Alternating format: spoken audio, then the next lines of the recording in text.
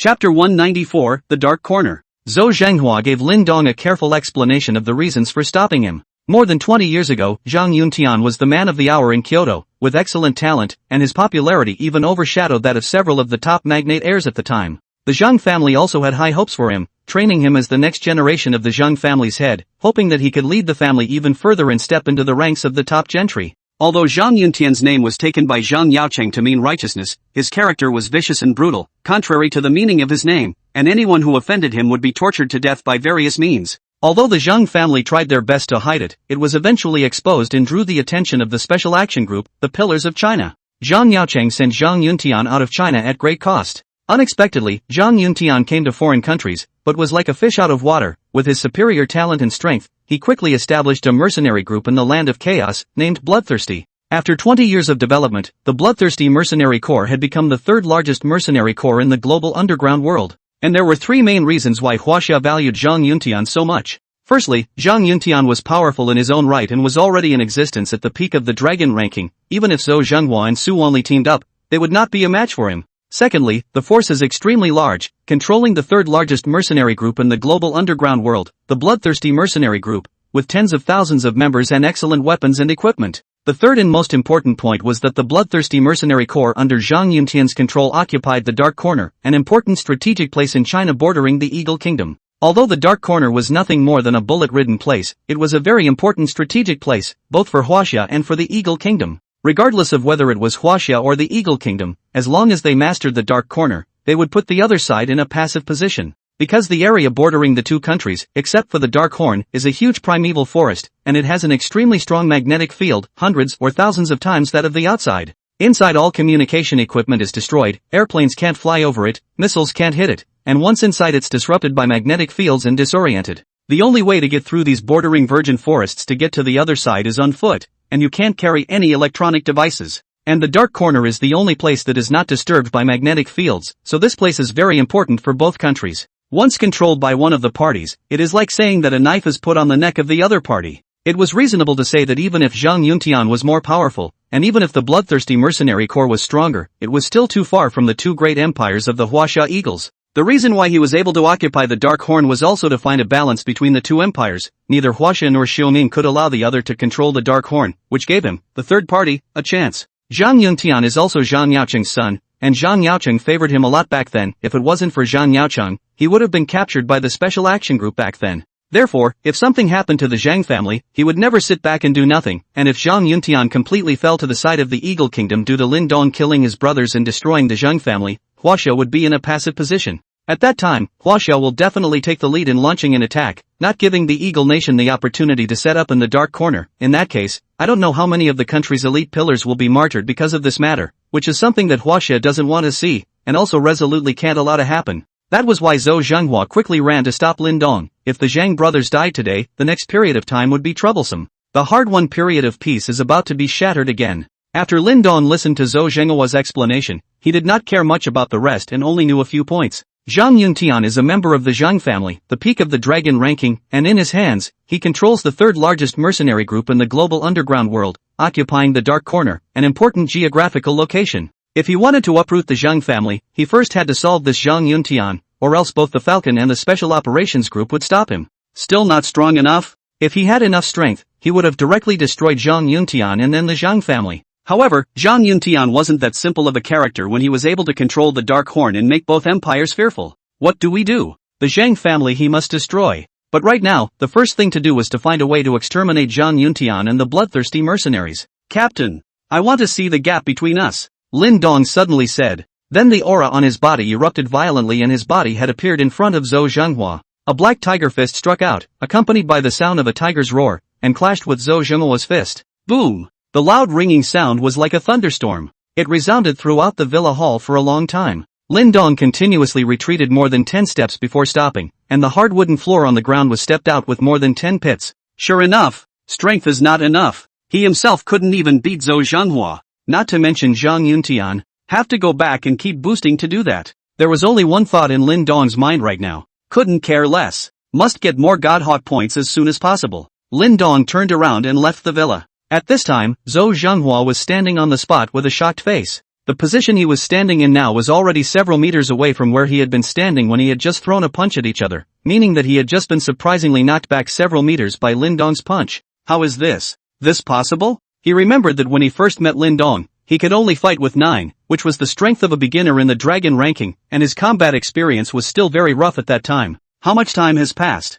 He managed to knock himself back? Although he had just exerted only 80% of his force, it was not something that a first-time dragon ranker could easily receive. He also held the intention of giving Lin Dong a little lesson. Let him know the difference, lest he runs to Zhang Yuntian with a tiger's head and dies at that time. He was in the late stage of the dragon ranking, close to the peak of his existence, and Lin Dong was able to receive 80% of his force unharmed, so he was at least in the middle stage of the dragon ranking, infinitely close to the late stage. Such a growth rate. Zhou Zhenghua no longer knew what words could be used to describe Lin Dong's talent. Words like genius and demon were no longer enough to describe him, it seemed. It would not be long before he believed that Lin Dong would be able to surpass him, and Zhang Yuntian would not be the end of the line for him. Perhaps Lin Dong could really take that step and become another guardian of Huaxia. As long as he did take that step, he could continue to keep the peace in China for decades again. Although today's China seems to be calm, Zhou Zhenghua knows that China is actually in danger. That legendary old man was already at the end of his rope, and as soon as that legendary old man died, the balance with the Eagle Kingdom would be instantly broken.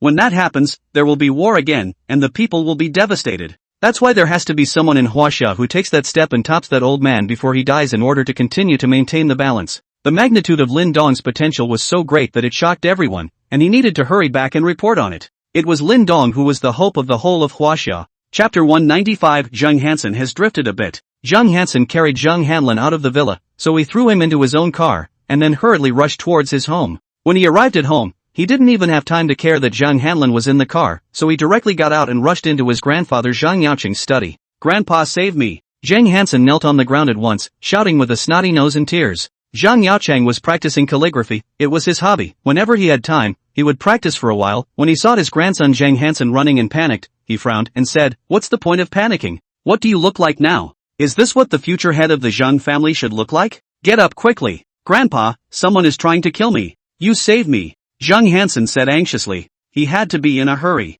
Now maybe Lin Dong was already on his way to catch up with him. Lin Dong dared to kill Qin Zhang, leaving the Qin family helpless, so it was evident that his background was huge, and as both the Zhang family and the Qin family were first-class families, he did not think that the Zhang family would be able to protect him. The only hope now was to quickly use the power of the family to send him away quietly. As long as he left China, he could fly as high as the sky. Who wants to kill you? Who dares to kill you? Is there anyone else in Huaxia who dares to touch my Zhang family? Zhang Yaoqing said with incomparable dominance. It was Lin Dong who tried to kill me. Who is Lin Dong? Qin Zhang of the Qin family was killed by Lin Dong. He is now going to kill me. It's all because of Zhang Hanlin. I am innocent. Grandpa, save me. Zhang Hansen said with incomparable anxiety. Hearing his grandson say this, Zhang Yaoqing also sensed the seriousness of the matter. Putting down the pen in his hand, he asked, "What's going on? Tell me carefully. Don't add fuel to my fire." Zhang Hansen had to tell Zhang Yaoqing what happened, but put the blame on Zhang Hanlin, who himself was completely innocent of being implicated. "So, you guys were just saved?"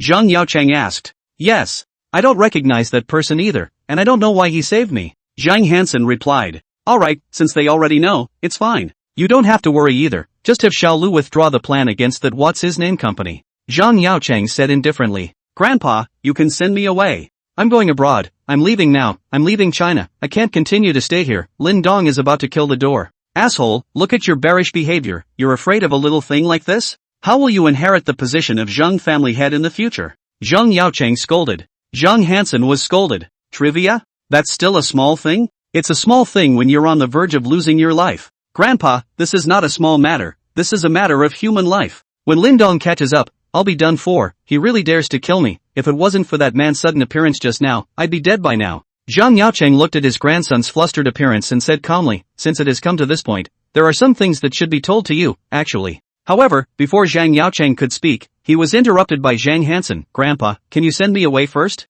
I'll listen to you slowly when I'm safe." "Asshole. Hear me out." Zhang Yaoqing cursed angrily. "Oh, good. Will you hurry up then? Do you remember that you had an uncle when you were a kid?" "Of course I remember. I think his name is Zhang Yuntian. Isn't he dead?" "Asshole, who said he was dead? I guessed it myself. If he's not dead, why hasn't he come home in all these years? Could he still be alive?" "Of course alive and well. So where is he now?" "Abroad." "I see. Grandpa wants me to join uncle, right? Row, row, row." Let's go now, if we don't go it really will be too late. Shut up. Hear me out. Zhang Yaocheng said angrily. He really wanted to give the asshole 2 strokes, but looking at him anxiously, he let it go. Then Zhang Yaocheng said about Zhang Yuntian, how his talent was awesome and how his strength was awesome. How powerful was the bloodthirsty mercenary corps under his control, and how important was the dark corner he occupied to the Huaxia and Xiongning countries. All of them were said one by one to Zhang Hansen. The more Zhang Hansen listened, the more surprised he became. Wait for Zhang Yaocheng to finish all.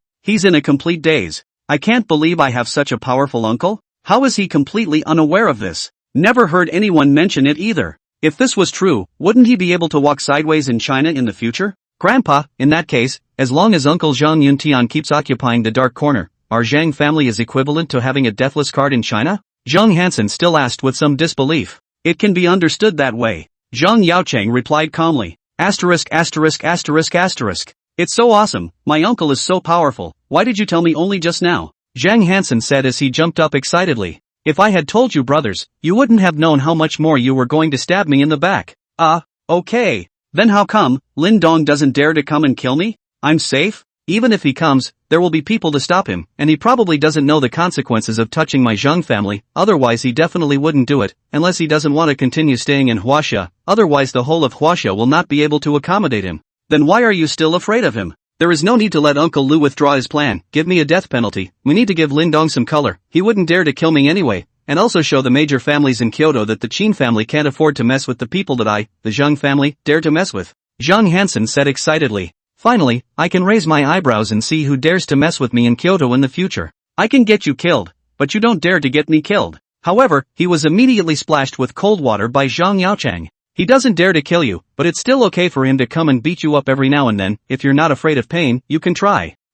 That's better. Then why don't you go inform Xiaolu? Good. Grandpa, I'll go out first then, I still have to see how Hanlin is doing. Go on. Zhang Hansen walked out of Zhang Yaocheng's study and called Uncle Lu, asking him to withdraw his plans for Yume Company. Although Lin Dong did not dare to kill himself, Zhang Hansen was really afraid that Lin Dong would come to beat himself up from time to time, and he could not fight or run away, so it would be a real strawman. Come to your own car. Looking at Zhang Hanlin who hadn't woken up yet. This asshole kid almost got the old man killed. But okay. It also showed himself that such a powerful character actually existed in the family. Wouldn't you be able to walk sideways in Kyoto in the future? Call the servants to carry Zhang Hanlin back to his room. Zhang Hansen drove away from the house. He felt a bit adrift in this moment. As long as Uncle was still in the dark corner for one day, no one in the whole of China would dare to do anything to him. Today, I had written 2 chapters and was going to send them out first, but then I made a mistake and the second chapter was overwritten by the first, which means that this chapter is a rewrite, although the plot is probably explained clearly, but honestly, it's not as good as the one that I just wrote. After all, it was just written after careful deliberation and pondering, and this one was rushed out in a hurry, so you can make do with it. I'll change it slowly when I have time. I'm sorry, everyone. Chapter 196, Forming the Red Flame. Yun Shi returned to the villa alone. When Yun Zhanghai and his wife saw that Lin Dong did not come back, they asked Yun Shi and realized that Lin Dong had actually gone to look for Zhang Hanlin. This is going to make them both anxious. But there was nothing that could be done about the urgency, their level was too far away from a first-class family in Kyoto like the Zhang family. One could only wait anxiously and had Yun Shi call Lin Dong one after another. No one answered when I called 2 times in a row, and finally, I was surprised when the phone was just turned off. Lin Dong opened his cell phone on the way back and found several missed calls from Yun Shi. Then he called back and told Jin Shi that he didn't find Zhang Hanlin and would be right back. Yun Shi's family was also relieved. After hanging up Yun Shi's phone, Lin Dong dialed Xiao Baojuan's phone again. Soon, Xiao Baojuan's voice came. Lin Xiao, Broken Army, I have something to ask you. Lin Dong said. Xiao Lin, please, what do you think those foreign mercenaries are fighting to the death for now? Xiao Breijin was stunned and did not understand why Lin Dong would ask such a question. However, he still answered, most people are in it for the benefit, while a small portion of people are in it for the fame. Then I will give you a task now. Lin Dong said seriously. Please speak, young Lin. I want you to go back to the place where you once fought, recruit those idle mercenaries and help me form a mercenary group called Red Flame. Money is not a problem, I'll give you as much as you need. Young Lin wants to form a Red Flame mercenary corps? That's right. I wonder what young Lin's purpose is in forming a mercenary group. And it's true that you can recruit a lot of people if you use money, but some of the top experts aren't exactly in it for the money, as many of them don't actually lack money, what they need is fame. Also, the loyalty and cohesion of a temporarily formed mercenary group like this is extremely low. Use money to recruit those who can, and for those who can't, you tell them to enter the Red Flame, and 1 month later, attack the Dark Corner and take down the bloodthirsty mercenary corps, and by attacking them, they will be able to make a name for themselves and replace Bloodthirsty as the third largest mercenary corps in the global underground world, and when they replace Bloodthirsty, their loyalty and cohesion will naturally increase. What? Xiao Baojun heard Lin Dong's words and it shook him a little dizzy. Speaking as someone who had been a mercenary abroad for more than a decade, he certainly knew about the bloodthirsty mercenaries that occupied the Dark Corner. That's a legend in the mercenary world. The third highest ranked mercenary group in the global underworld. The power of strength. It was no exaggeration to say that in the mercenary world, the top 3 ranked mercenary corps were all legends, and they all had the strength to exterminate a small country. Lin Dong actually said that he wanted to attack the Dark Corner and destroy the bloodthirsty mercenary group? Even though the financial strength displayed by Lin Dong nowadays had shocked him, he still felt that Lin Dong did not have the slightest chance of destroying the bloodthirsty mercenary corps. Because the bloodthirsty mercenaries not only had advanced weaponry and equipment, the Dark Corner they occupied had a special geographical location that was easy to defend and difficult to attack. The most important thing was that the leader of the bloodthirsty mercenary corps, Tyrant, was even recognized as the #1 expert on the dragon ranking. This person is not only highly powerful, but also brutal in nature. As long as they are his enemies, they will be abused to death by him in countless ways. The Tyrant title is also derived from this. The mercenary community can talk about it. It's not something that can be dealt with in a crowd. If he wanted to exterminate the bloodthirsty mercenary corps, he had to solve the Tyrant, and even if he couldn't, he needed at least someone of comparable strength to hold him back, otherwise he wouldn't have a chance at all. Who can hold back the underworld's recognized #1 expert on the dragon ranking? The dragon list is a qualitative difference from the tiger list, not something that can be solved with a little more volume. Young Lin, with all due respect, if you want to attack the Dark Corner and exterminate the bloodthirsty mercenary corps, you don't stand a chance. Xiao Baojun said. Oh, why? Lin Dong asked. Because the bloodthirsty mercenary group leader Tyrant is recognized as the #1 expert on the dragon ranking. Without resolving him, there won't be a chance to exterminate the bloodthirsty mercenary group. I know. Don't worry about this. Since I dare to attack the Dark Corner, I'll find a way to deal with Zhang Yuntian. Zhang Yuntian is? Xiao Baojun asked suspiciously. Zhang Yuntian is the bloodthirsty mercenary regiment leader Tyrant that you're talking about. Lin Xiao knows him? Naturally. How else would I know his name? Not only do I know him, but I also have a big grudge against him. So he must die. Xiao Baojun thought for a moment and gritted his teeth. In that case, I will listen to Lin Xiao's arrangement and go to form Red Flame, but I still need Lin Xiao to deter them during the period. Although the money and the opportunity to become famous can indeed recruit a lot of people with great strength, but with my strength, I simply can't control them. Xiao Baojun decided to give it a try. Since Lin Dong knew Tyrant and had a grudge against him, with his understanding of Lin Dong, he would definitely not fight a battle that he was not sure of. If he succeeded in forming a mercenary group that ranked 3rd in the global underground world, his name would also become legendary in the mercenary world. It was a temptation no mercenary could resist. Even if he had quit the mercenary world, he couldn't resist such a temptation. Good. Red Flame formation is complete. You are the deputy head. Don't be afraid to spend money after you go. All those with strength are recruited in. Even if you use money to smash,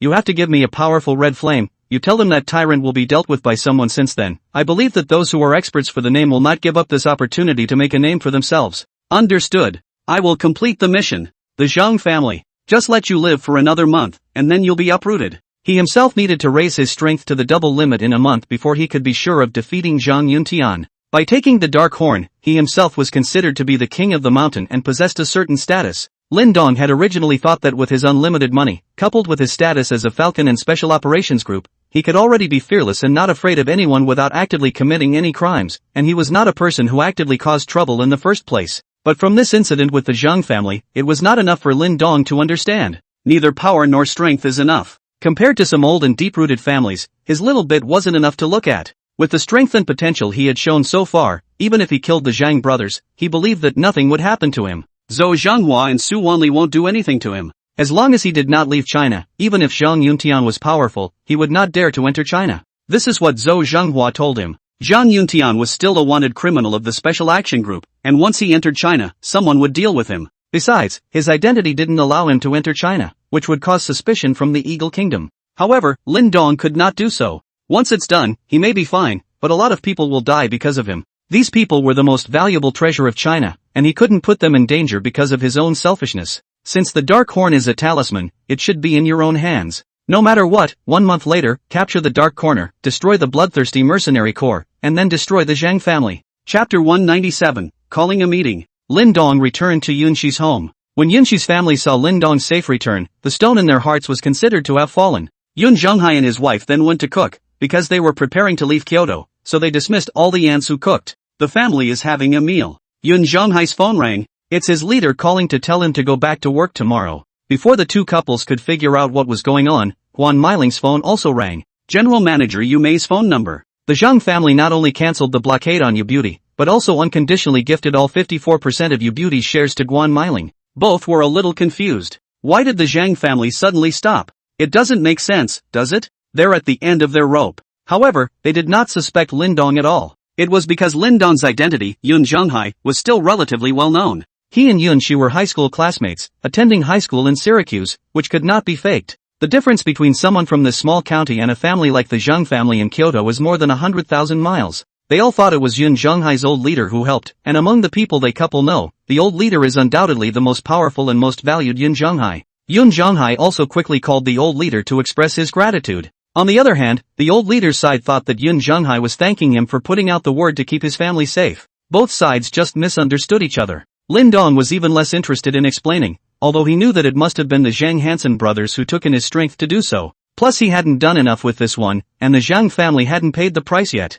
Now that he thought about it, he felt a little scared. If he had not obtained the divine hero system, he would still be the same original Lin Dong. What would be the outcome of Yun Shi being targeted by a worldly young man like Zhang Hanlin? Tonight might just be the worst nightmare of her life. The Zhang family not only didn't stop it, but even aided and abetted it, so it should have been destroyed along with Hanlin Zhang. He would come back to explain this matter to Yun Shi after first capturing the Dark Corner and destroying the Zhang family a month later. Just come clean with them first when the time comes. Yun Zhonghai's family was overjoyed. Finally they didn't have to leave their homes. They had lived in Kyoto for decades after all. Who would want to leave here if they could? Wouldn't have even bothered to eat. The result was a phone call with a huge appetite. A meal that was enjoyed by all. When Lin Dong left Yun Shi's house, he called Chen Hui and asked him to send 2 people from the security department to protect Yun Shi's family. He was afraid that the Zhang family would still make some moves behind his back. Yun Shi is fine, he can still wait. Destroy them when you're strong enough. If something happened to Yun Shi, he didn't know if he could hold back. It might be possible that the Zhang family will be exterminated regardless.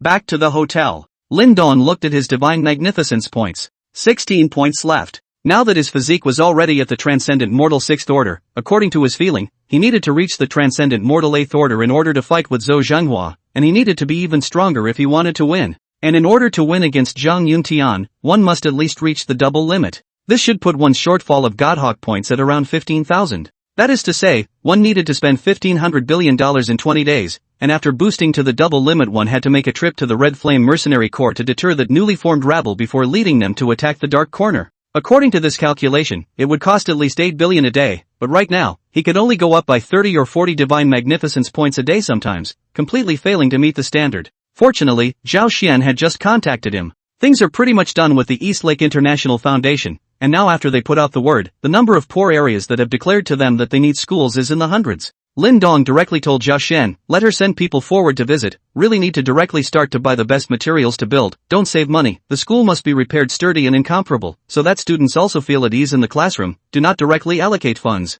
Zhao Xian thought that Lin Dong was afraid that the allocation would go down and there would not be much left by the time it was finally implemented into the project, which was why he directly purchased the materials. Instead, what Lin Dong was thinking about was that direct appropriation was definitely considered a donation, and it did not increase the divine greatness points at all, and could only be bought as something to do so. Otherwise, how about just allocating $100 billion?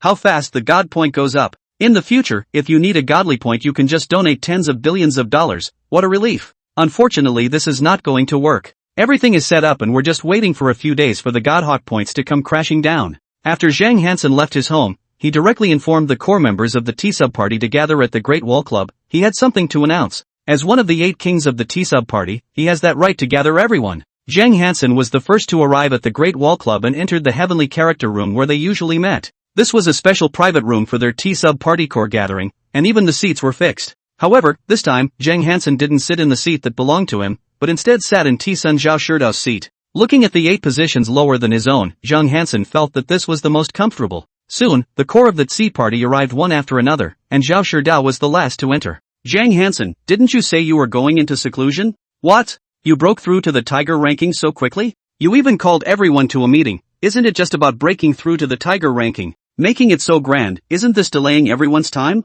Xiao Chengquan, one of the 8 heavenly kings, said with a sarcastic tone. He usually wasn't on good terms with Zhang Hansen. When he said this, several others including Zhao Shidao looked at Zhang Hansen. How old is Hansen Chang? I think it's 26, right? If he really broke through the tiger ranking, he would be considered a genius figure in Kyoto. Xiao Lao, I hope that in a little while you'll still be able to talk to me so stiffly. Zhang Hansen said calmly. You who? Zhang Hansen, have you gotten fat? Don't think that breaking through the tiger ranking is bullish, believe it or not. I'll beat you up as usual. Xiao Chengquan said. He had long been a tiger ranking expert, so naturally he would not be afraid of Zhang Hansen's threats, only that he was just a few years older than Zhang Hansen, counting that he was 27 years old when he broke through the tiger ranking. Zhang Hansen was only 26 now, so he was upset that Zhang Hansen had broken through at a younger age than him. Zhang Hansen didn't pay any more attention to Xiao Chengquan, but said to the group, I didn't break through the tiger ranking. But today, he was interrupted by Xiao Chengquan before he could finish his sentence. What are you gathering everyone for without a breakthrough? What are you doing? I don't have time to listen to your pussyfooting around. Zhao Shidao spoke up at this time. If he didn't say anything, these two wouldn't know how long they would be arguing, and he wondered what exactly Zhang Hansen was doing by gathering everyone together. Sengoku, listen to Hansen finish his sentence. Once he said this, Xiao Chengquan also stopped speaking, and everyone waited for Zhang Hansen to speak. Since the Dark Horn is a talisman, it is naturally to be controlled by Piggyback. Next, Piggyback's strength will soar very fast, and the double limit will take down the tyrant Zhang Yuntian. Chapter 198, showing the bottom card. Zhang Hansen glanced at the several Sea Party cores sitting there and said, I think we should change things up in that Sea Party. The other 6 heavenly kings looked at him inexplicably. Zhao Shi said, continue. The Magic City SCC is ruled by a total of 3 bosses and is growing rapidly. I think our T-sub-party should follow suit and add another prince. Zhang Hansen looked somewhat nervously at the 6 heavenly kings as well as Zhao Shidao as he finished speaking. He knew it was challenging Zhao Shidao's authority, but the thought of having such an awesome uncle settled his mind. Since you have a backer, you have to take advantage of it. He knew very well that the bottom card of his uncle, Zhang Yuntian, could not be used easily. Once it was used, it meant that their Zhang family was not far from destruction, and there was only one chance. This bottom card was more important to act as a deterrent. He didn't understand why his grandfather Zhang Yaocheng didn't put Zhang Yuntian's identity on the table. This would definitely deter the big clans and give the Zhang family a huge opportunity to develop. It's like when everyone is in a state of bare hands and you have a gun but only one bullet. If you put your gun on the line, people won't dare to mess with you. If you hide it, maybe someone who doesn't know will dislike you, and then you'll be either shooting or not shooting. Just like this time, if Lin Dong knew that his uncle's tyrant, Zhang Yuntian, would cause turmoil in China if he killed himself, he definitely would not make a move to kill himself. Just because they did not know, it caused their brothers to almost die at the hands of Lin Dong. That's why he was puzzled by the fact that his grandfather, Zhang Yaocheng, had never exposed Zhang Yuntian. In fact, Zhang Hansen did not know that tyrant Zhang Yuntian's matter was not a secret among the older generation of the major families in Kyoto. It was just that they, the younger generation, did not know about it. Otherwise, how could the Zhang family continue to maintain the standard of a first-class family in Kyoto now, after Zhang Yuntian left and Zhang Hansen's father was uneducated? Back then, a few years after Zhang Yuntian's departure, the Zhang family was in a state of green and yellow, and was on the verge of dropping to the ranks of second-rate families, and it was not until the news of Zhang Yuntian's departure came through that the Zhang family slowly regained the level of a first-rate family. Zhang Yaocheng is old and only wants to maintain the status quo of the family and no longer has that drive. But Zhang Hansen was still young, and with such a backer, he still wanted to continue to take the Zhang family forward a bit. He, Zhang Hansen, was going to reveal Zhang Yuntian's bottom card today to make everyone jealous. Today is the day he, Zhang Hansen, rises to power. He wanted to bring the Zhang family from a first-class family into the ranks of top-tier gentry. Everyone in the room was a bit stunned. Even Zhao Shidao was no exception. He didn't expect Zhang Hansen to actually say something like this. Who the hell gave him the courage? He didn't think that Zhang Hansen was having some kind of brain problem to say that. He must have some kind of dependence. He didn't question it, though, because someone else would take him that way. It lasted about 10 seconds of quiet time. Immediately afterward, loud laughter erupted. Ha ha ha, ha ha ha. Zhang Hansen, are you out of your mind? You want to add a T-sub? Don't tell me that you want to be this added T-sub? Xiao Chengquan said with a big smile. The others were laughing too. Want to be a T-sub? What are you, Jason Zhang, capable of? It's just the heir to a first-class family. Which one of them here is worse than Zhang Hansen? Everyone's identity background is half a caddy. T-Sun Zhao Shidao was the heir of the Zhao family, one of the only 4 top-tier mansions in Kyoto. Self-strength means need not be said, on this background to throw them a street. My humble self is not talented and is trying to fight for this position, Zhang Hansen said with an air of calmness. He's gone out on a limb. There is no turning back from the bow. What are you based on? Strength? Means? Or background? Which one of these qualifies you? Think you can convince the public? Xiao Chengquan asked. By virtue of the fact that I was able to stay alive after messing with Lin Dong, making him jealous and not daring to touch me in the slightest. Zhang Hansen said arrogantly. Zhao Shidao's eyes contracted when he heard Lin Dong's name. Who is Lin Dong? Xiao Chengquan asked. The man who killed Qin Zhang. He dares to kill Qin Zhang, but he doesn't dare to touch me. Is that enough? What? The other 6 heavenly kings present were all startled. This was the first time they had heard Lin Dong's name, but Zhang Hansen should not be wrong when he said that Lin Dong was the one who killed Qin Zhang. They had been avoiding Lin Dong, the fatal star, for some time now, fearing that they would provoke him and be destroyed by him. Lin Dong dared to kill Qin Zhang and leave the Qin family helpless. His strength background naturally went without saying and was absolutely strong and terrifying. But now Zhang Hansen actually said that Lin Dong was jealous of him? It can't be, can it? When did the Zhang family become so awesome? Leaving a few of their first-class lineages behind by a large margin. Zhang Hansen, we believe you when you say he doesn't dare to touch you? I also said Zhuge Sangqiang is my little brother. If you don't believe me, ask him. Besides, what makes your family so scary to Lin Dong? Is it your father? Or your aunts? Or your aged grandfather? Xiao Chengquan said sarcastically. Just by my second uncle, Zhang Yuntian. Zhang Hansen returned in a domineering manner. Cheng Wan Tin? The 6 heavenly kings here were all a bit unsure. When Zhang Yuntian left China 20 years ago, they were all still not very old, just a few to 10 years old, but they did manage to vaguely remember that there was such a person in the Zhang family. Then tell us, how awesome is this second uncle of yours, Zhang Yuntian? Let us worship it. Then you guys can listen carefully. My second uncle, Zhang Yuntian, has another identity, the third largest mercenary group in the global underground world, the bloodthirsty mercenary group leader tyrant. Not only does he control the Dark Corner, he is also recognized as the #1 expert on the dragon ranking in the global underground world.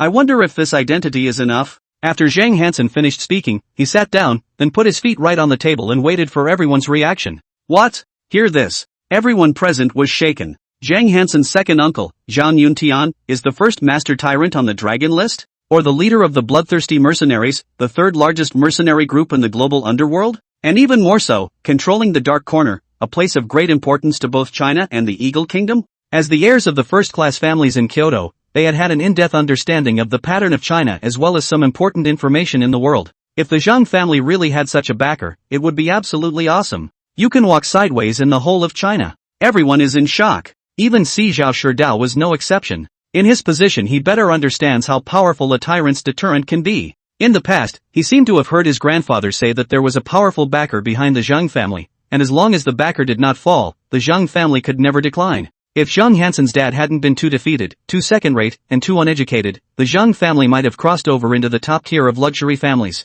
It turns out that the backer of the Zhang family is the tyrant Zhang Yuntian. The news was shocking enough for him too. Chapter 199, Transcendent Limit. After everyone was shocked, the way they looked at Zhang Hansen changed. With such a powerful person as his backer, Zhang Hansen was considered to be already invincible. Not to mention that Lin Dong did not dare to kill him. No one in Huaxia would dare to kill him. No, I can't say I'm afraid, but I don't have to. This is because killing Zhang Hansen will cause many problems to follow, which is not something that ordinary people can afford. Xiao Laoer, can you force me to listen to a few more words? If you're not sure about my uncle Tyrant's influence, you can go home and ask your family's adults. Zhang Hansen said to Xiao Chengquan with a sneer. And Xiao Chengquan was as uncomfortable as if he had eaten a fly. He couldn't spit it out and couldn't swallow it. He didn't have to go home and ask. He knew the influence of the tyrant. The first expert of the dragon ranking was no joke, not to mention having such a powerful force as the bloodthirsty mercenaries, and occupying such a vital place as the Dark Corner. Zhao Shidao spoke at this time. Hansen, so what do you want? I want to be the second T-sub of this T-sub party. I wonder what Brother Zhao thinks. Zhang Hansen said. He didn't even call T anymore and felt that he could already be on par with Zhao Shidao. Although the other few heavenly kings did not want Zhang Hansen to take the throne in their hearts, their mouths did not dare to say it. Zhao Shidao laughed and said, are you sure you have this qualification? Even if you have Tyrant as your backing, but he's not in China after all, and your Zhang family's heritage isn't enough. Brother Zhao, I know what you care about. As long as I become the second crown prince of the Tsi party, I will fully support you in fulfilling your 10-year pact, and under the influence of my uncle, the tyrant, I believe that Zhuge Sangqiang will also be wary of it, not to mention the people around him. Zhang Hansen said blandly. As expected, hearing this, Zhao Shidao was also a bit hesitant. His 10-year contract with Zhuge Sangdao and Morongqinga was made a big deal among the younger generation in China. Now it was no longer just a woman's matter, it was about who was the number one of the younger generation in China, and more importantly, it was about the honor of the family. So he couldn't lose, and once he did, he would be nailed to the Zhao family's pillar of shame.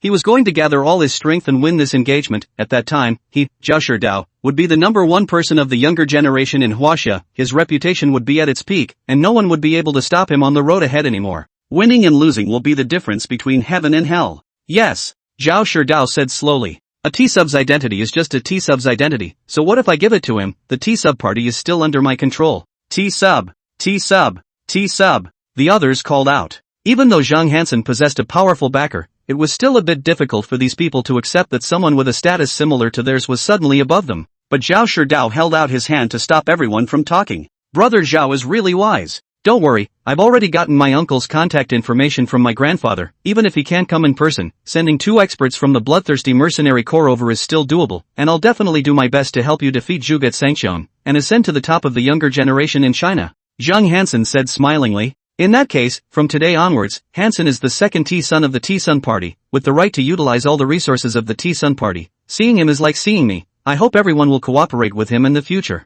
Zhao Shidao formally announced. Thank you, Brother Zhao. In the future, I would like to ask for more support from all of you brothers. As long as you need to use me, Zhang Hansen, feel free to ask. I will never excuse myself. Zhang Hansen stood up and arched his hand at the others. At the moment he was thrilled inside. Finally took that step. Became the second T-sub of the T-sub party. The T-sub party was not only influential among the younger generation in Kyoto, but even in the entire northern part of China. There are countless resources of all kinds. He was trying to utilize the resources of the T-sub party to boost the strength of the Zhang family. The Zhang family really didn't have enough depth as far as they were concerned. And the reason why he dared to raise this kind of request with Zhao Shidao today was because he was certain of Zhao Shidao a little. The 10-year engagement. Perhaps in the beginning, this 10-year contract was set for Murongchinga, but with the passage of time, it had been publicized as a battle for the first person of the younger generation in China, a battle between 2 top-tier magnates. The Zhao family, one of the 4 top gentry families in Kyoto. The head of the family, Zhao Qianyuan, was the chief commander of the military department in Kyoto, and had great power.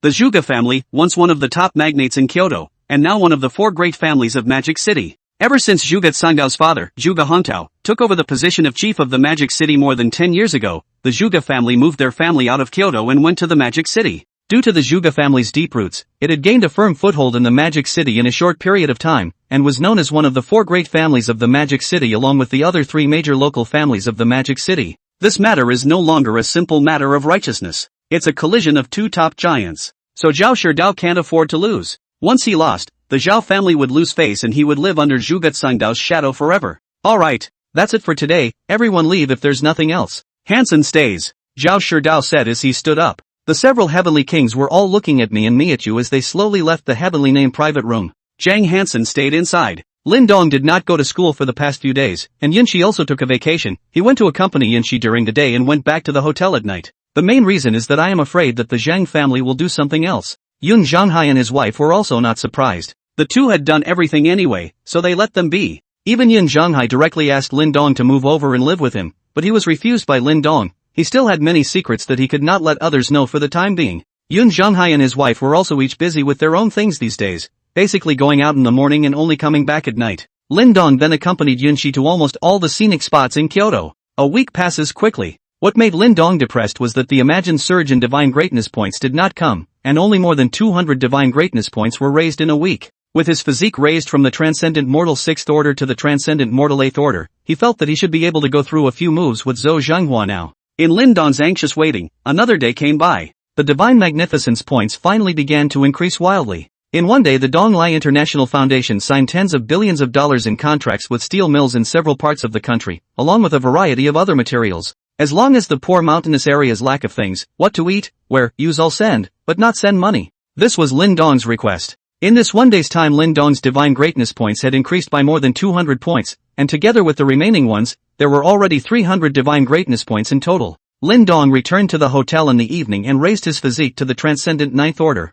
The physique was surprisingly shown to be able to be upgraded after reaching the Transcendent Ninth step. Without hesitation, Lin Dong nodded again. The physique changed from Transcendental Ninth Order to Transcendental 10th Order, and 2 words, limit, finally appeared after it. That meant that his physique had now reached the state of Transcendent Limit, which should correspond to the peak of the Dragon ranking, and now he was actually on par with Zhang Yuntian in terms of realm alone. However, the realm was enough, but the combat experience was still far from being enough, which required continuing to improve the spiritual power. There were 100 divine magnificence points left to raise the spiritual power from Transcendent First Order to Transcendent Second Order. The mind suddenly became cooler for a moment. His body was a little hot and dry. Lin Dong took a shower and lay on the bed. There were still 10 days or so before he himself would be traveling abroad to meet up with Xiao Baojun and attack the Dark Corner in 20 days. This battle would be the strongest battle he had encountered so far. The No. 1 expert in the dragon ranking, Tyrant Zhang Yuntian. I hope you don't let me down. Chapter 200, The Land of Chaos. Half a month passed quickly. Originally, Lin Dong was prepared to travel to the Land of Chaos in about 10 days to meet up with the red flame formed by Xiao Baojun, but it's been dragged out hard for days because there haven't been enough Godhawk points. Xiao Baojun had also urged him many times during the period, telling him to travel quickly. Because of Lin Dong's unlimited monetary support, Red Flame developed quickly, very quickly. After all, for these mercenaries who licked blood from the edge of their swords, more than 95% of the time, it was all about money. Where there is money and profit, there they are. The faster Red Flame developed, the more people there were and the more powerful they were. With Xiao Bailuan's strength in the middle of the tiger ranking, it was simply not enough to suppress these unruly mercenaries. If it wasn't for the fact that he held a huge amount of money in his hands, he would probably have replaced Xiao Baojun long ago. However, as Red Flame became more and more powerful, Xiao Baojun felt that he could not support himself as the acting head for much longer. There were already several powerful people who had begun to gang up, wanting to replace him and take control of Red Flame. The current Red Flame could be said to be entirely a result of Xiao Baojun's use of money to bring these people together, with no cohesion whatsoever. Xiao Baojun's pressure was also increasing and he could only hope that Lin Dong would bring people to take over Red Flame as soon as possible. These people only serve the strong. As long as Lin Dong brought someone who could match the tyrant's strength, this group of mercenaries would definitely be submissive and would not dare to have any dissent. Now that half a month had passed, not only had Lin Dong's physique and spirit reached the double limit of the transcendent mortal 10th order, but he had also spent another 200 divine greatness points to upgrade the 8 extreme fist technique to the perfection level. The physique transcendent mortal 10th order should be in the realm of the peak of the dragon ranking, coupled with the fact that his mental strength had also reached the transcendent mortal 10th order. Lin Dong felt that he should have surpassed the peak of the dragon ranking by now, although he was still quite a bit short of the next level. As for what point he had reached, he wasn't too sure. After all, he had only been in contact with these things for about 3 months, and he didn't have a master to teach him. It was all his own guess. The specifics would need to be verified by him going further into battle. But now he felt that he should be able to take down Zhou Zhenghua Su Wanli Stream without much effort by beating him. As long as he took down Tyrant Zhang Yuntian, the number 1 expert in the dragon ranking, then it would also completely confirm his suspicions. On this day, Lin Dong told Yun Shi that he had something going on at home and had to go back, and then he arranged for 2 more people from the security department, together with the 2 from before, making a total of 4 people to secretly protect her. Although the Zhang family had not come looking for trouble during this period of time, as the saying goes, once bitten by a snake, 10 years in fear of a well rope, Lin Dong still did not feel too assured. This is to take advantage of his absence, the Zhang family back so to give him a blow, then even if he destroyed Zhang Yuntian, destroyed the Zhang family so what? So it's still more important for Yun Shi's safety. He didn't know that the current Zhang family was busy utilizing the various resources of the T-sub party to enhance their own strength. Seeing that his grandson was so active and wanting to grow the Zhang family, Zhang Yaochang did his best to support him. The most regrettable thing in his life was that his most outstanding son had gone abroad and couldn't return to his home, and Zhang Hansen's father was an uneducated man, so the Zhang family, even with Zhang Yuntian as a big backer, could still only barely maintain its former glory, and there was no one who stood out to lead the Zhang family to continue to move forward. Fortunately, now there is a Zhang Hansen. For this grandson he is still relatively satisfied, therefore, also slowly completely decentralized to him, let him toss.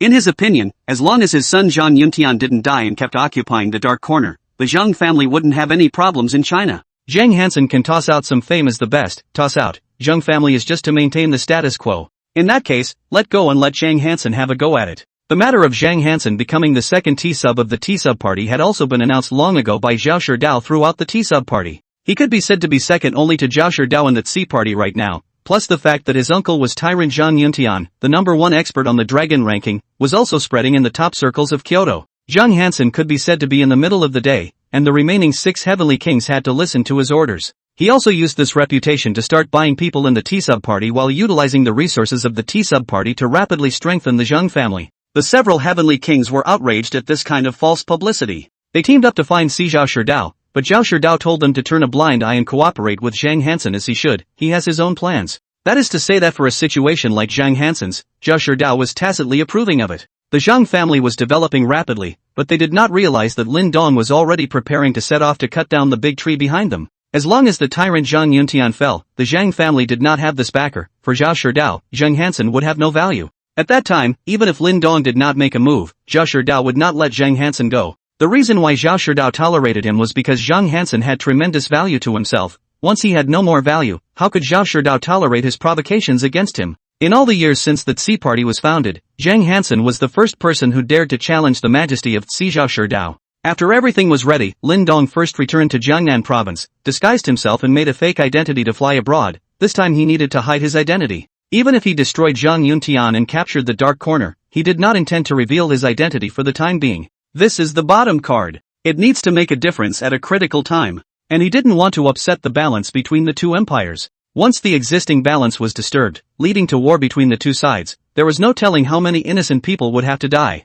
So he won't do it. Unless there was a war between the two empires first, then he could secretly deal a fatal blow to the Eagle Kingdom. Abroad, the land of chaos. It was a place consisting of many small countries and countless mercenary groups, a large area and rich in all kinds of resources, a paradise for mercenaries and assassins. Many wars are being fought almost daily over resources. Here, strength is everything, and as long as you have strength you can occupy resource-rich places. Of course, this is also the most dangerous place in the world. Today maybe you just occupy a good piece of land, tomorrow it will be destroyed by someone else, and the resources will become someone else's graft. The land of chaos got its reputation from this. The Red Flame Mercenary Corps formed by Xiao Baojun was located in some small corner of the land of chaos. He didn't choose to occupy a place with resources, but instead chose a corner with depleted resources. Because he had Lin Dong's support, he did not lack money at all, and his purpose was just to recruit people. Chapter 201, Rakshasa. Where the Red Flame Mercenary Corps is entrenched. It's an abandoned building baptized by war. After a brief cleanup, dozens of tents were set up on the perimeter. Xiao Baojun was sitting on the main seat in the living room, Wei Yong and Li Guobing stood behind him, and there were more than a dozen other people in various dresses sitting below him, but all of them displayed a cynical attitude. The entire hall was in an uproar as everyone chatted about their own business, seemingly completely ignoring Xiao Baojun as the acting head of the group. On Xiao Baojun's right-hand side sat a youth in his 30s, at the moment he had his eyes closed and did not say a word, but none of the people around him dared to approach him. Xiao Breijin was also having a headache. It had only been more than 20 days and the thousands of members recruited by Red Flame had already been divided into more than 10 small teams by these people. He couldn't help it, each of these small team bosses was stronger than him, and in this chaotic zone where strength was completely based on strength, his strength in the middle of the tiger ranking was really not enough to look at. If it wasn't for the fact that everyone had to take money from him, his position would have been occupied by who knows who. Vice Leader Xiao, when exactly will the leader come? Isn't it looking for death to attack Darkhorn with just this group of us? Tyrant alone can take care of us all, it's better to call us with the rest of the money and let's all just disband on the spot. One of the small team leaders said. That's it. Hurry up and give out the rest of the money all at once, everyone's scattered. Everyone is running for money, so who do you think is really willing to attack the Dark Horn? Is it too much to ask for a long life? Besides, it's time to hand out money today, hurry up and do it. The man sitting on Xiao Baojuan's right-hand side suddenly opened his eyes and looked at the man who had just spoken. The man was stared at with a chill all over his body, and said, Rakshasa, you have a grudge against the tyrant, but we don't, so don't take it out on me. If you want to take revenge, look for the tyrant. Rakshasa looked away for a moment before continuing to close her eyes again. Rakshasa's real name was Luo Hua, a Chinese, the leader of a small mercenary group in the chaotic zone, powerful and very famous in the chaotic land. He loved practicing martial arts since he was a child, and his parents were originally doing the business of dumping between a small country and Huaxia, that is, buying the resources of these places at a low price and shipping them to Huaxia to sell them. The family's conditions were very favorable. However, more than 10 years ago, when his parents were transporting resources abroad, they were targeted by a mercenary group, and in the end, the resources were taken and the people were robbed.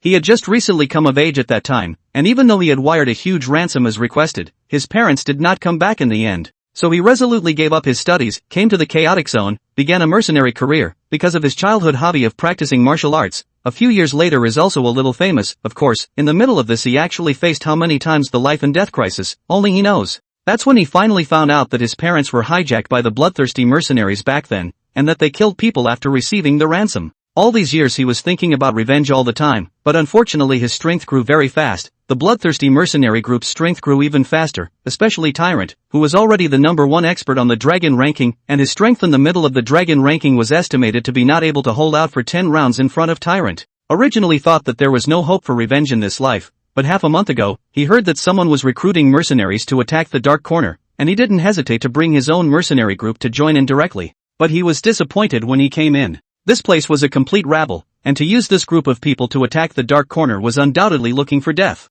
However, he was still waiting for the legendary leader to show his face. If the leader's strength was not even as good as his, he turned around and left, although he wanted to take revenge, but looking for death was something he would not do. It didn't matter if he died, but he still had to take responsibility for his brothers who had followed him for years, and he couldn't drag them to die along with him. Xiao Baojun asked Wei Yong to bring 2 big suitcases, which were full of money after opening, and then started to hand out money. In order to keep these mercenaries, he promised to pay them once every 3 days, with the size of the amount having to do with his own strength. Soon the leaders of more than a dozen small teams were receiving a large sum of money. At this time, a stout man with a vicious look and a huge scar on his face stood up and said, "Vice Leader Xiao, I'm curious about how much money you have in your small vault. Why don't you just take it out and split it amongst us, and fight the dark corner? Aren't you looking for death? Don't you think so?" "Yeah, take the money out and split it." "Agreed. Agreed." Many people in the room stood up and agreed. Xiao Baojun was also tense at this moment. He knew these people would spy on his money sooner or later. He had been in this place for many years, too, and knew the gang all too well. As long as there is profit, it will come like flies from all directions. He couldn't shake the gang with his strength. "Why isn't Mr. Lin coming? If you don't come anymore you really won't be able to hold out. I was supposed to come over in 20 days, and now it's almost 25. Just when Xiao Baojun was at his wit's end, Rakshasa closed her eyes and said, "Sit down, all of you, and wait for the chief to come." "Rakshasa, you're the only one here who wants revenge. All of us are just here for the money. If you want to die, don't drag us with you. Even if you're strong, you can't stop all of us here." Scarface said. "I'll say it again. Sit down and wait for the chief." "You." Scarface wanted to say something else. Rakshasa quickly opened her eyes and looked over. Scarface only felt a cold light shoot through his body, sending chills down his spine. One is never a match for Rakshasa. That was his first thought. "Okay, then I'll give you face until noon." Scarface sat down after he finished speaking, and the others naturally followed suit. Xiao Baojun let out a sigh of relief. Linden informed him in advance that he would be there today. "I hope that Lin Xiao will be able to catch up." The time came quickly to noon. Lin Dong still did not appear. Xiao Baojun's forehead already looked to be gradually sweating. Facing more than a dozen people who were stronger than him, this pressure could be imagined. Scarface stood up again at this time and said, "Rakshasa, we've already given you enough face. This leader is simply a fictitious person. We don't want to waste our time here. Hurry up and split the money and leave." Rakshasa didn't say another word. He also felt that this so-called chief wouldn't come. LOL. Rakshasa sighed inwardly. Looks hopeless again. Scarface continued again, "Xiao Baojun, hurry up and open the small vault and distribute the money to everyone. We can still let you live, otherwise don't blame us for not being polite." More than a dozen other people also stood behind Scarface, obviously supporting him in this claim. Xiao Brejan, Li Guobing, and Wei Yong were all sweating a bit. No way. If they can't, they'll have to give them the money after all. It's still life that matters, and I'm sure Lin Xiao won't blame them. Besides, it's not their fault. They clearly said 20 days and now their day's over. Just as Xiao Baojun was about to open his mouth, a voice rang through the hall. "Who are you trying to be rude to?" Chapter 202. Who are you trying to be rude to? A voice rang out in the empty hall. The crowd followed the voice and saw a young man wearing a half-silver mask standing in the doorway of the hall.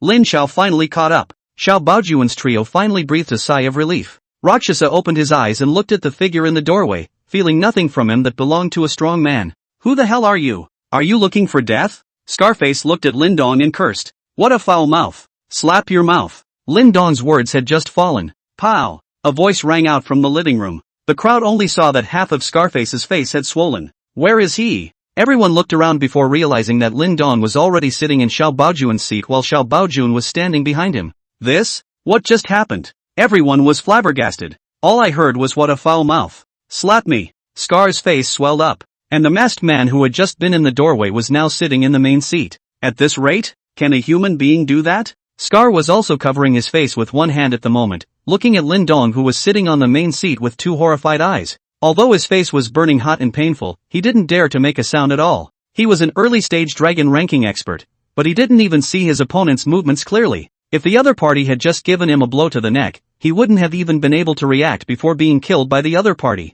Such a strong man, it was beyond his comprehension. This was definitely the strongest person he had ever seen. Even the few late-stage dragon ranking experts he had met had never had anyone give him so much pressure. At least the existence of the peak of the dragon ranking. And at this moment, the Rakshasa was also staring at Lin Dong with a deadly stare. Scar did not see Lin Dong's movements clearly. He didn't see it just as well. This could only mean one thing: the other party was too much stronger than him in order to cause himself to not even be able to see the other party's movements clearly. So strong. Late dragon ranking experts were definitely not this strong. Peak dragon ranking? Such a young peak of the dragon ranking. Who the hell is that? There is no such person in the land of chaos. The hall was silent at the moment. "Seeing as you joined my Red Flame mercenary corps and served me, this is just a small punishment for you. Are you convinced?" Lin Dong opened his mouth and asked. Scar came back to his senses for a moment and said in a hurry, "Serves. Convince. Convince. I serve. Regimental commander, I, Scar, am a dog's mouth that can't spit out ivory, and have offended you, so please forgive me and let me off once."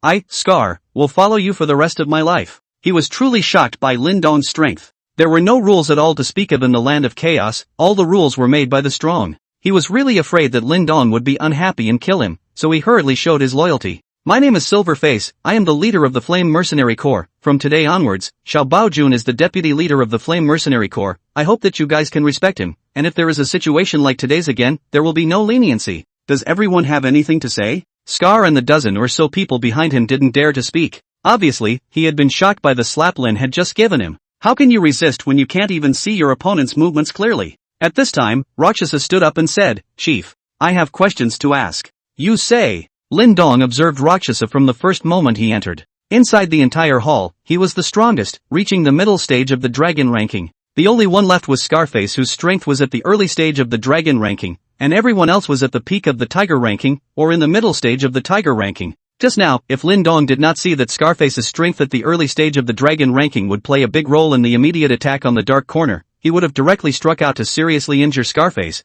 or at least make him unable to get out of bed for 3 months. This will have a more significant deterrent effect. I would like to ask the headmaster if you are really preparing to attack the Dark Horn? Rakshasa said. Did you think I was joking? I spent so much money to gather everyone together, it's not for traveling. Before I came, whoever wants to quit, no one will stop them. But now that I'm here, then I'm sorry. Take my money and you have to do things for me. If you want to leave you can. First leave your life behind. Lin Dong said indifferently. Hearing Lin Dong's words, the people in the hall did not dare to breathe. They're all here for the money, no one thinks they'll actually attack the Darkhorn, and once they do, absolutely 90% of them want to quit. But now, looking at the tone of the headmaster, not only did he really want to fight, but he was also blocking their back roads. Only Rakshasa was excited at the scene. The strength of the regiment leader was at least at the peak of the dragon ranking, and as long as he could stop the tyrant, attacking the Darkhorn wasn't out of the question. Of course, right now, just this Flame Mercenary Corps' 1,000 or so people were still far from enough, but at least it gave him hope. With hope comes endless motivation. Besides, this was the only bit of hope that had appeared since he knew that the bloodthirsty mercenaries were the ones who had killed his parents, so no matter what, he was going to follow the leader and give it a try. Otherwise he would never be happy in his life. However, he still had to remind the other party that with Flame's current strength trying to attack the Dark Horn, even if the leader could stop the tyrant, there was no hope. Headmaster, with all due respect, right now with just these people of ours attacking the Dark Corner, there's no chance of winning at all. The bloodthirsty mercenary corps has been established for nearly 20 years, and now that it even occupies the treasure land of the Dark Corner, its members have already reached tens of thousands and are well armed, and we're only 1,000 or so, we're not even close to being good enough. The rest of the hall nodded. Their idea was that it would be best to persuade the headman to give up the attack on the Dark Horn. I know. So the next week will require you to exert your own influence. You have all been in this chaotic land for many years and know the place better. I want you to go out and rope in some other powerful people or mercenary groups. Money is not a problem. I will give as much as I want, and if it's not for the money, tell them that by taking down the Dark Horns, all of you will be making a name for yourselves in the global underground world and Tyrant will definitely die. As Lin Dong finished his last sentence, his body's dual limit aura violently erupted. Apart from Xiao Baojun, who was deliberately spared by Lin Dong, everyone in the hall, including the 2 dragon ranking experts, were all like falling into an ice cave.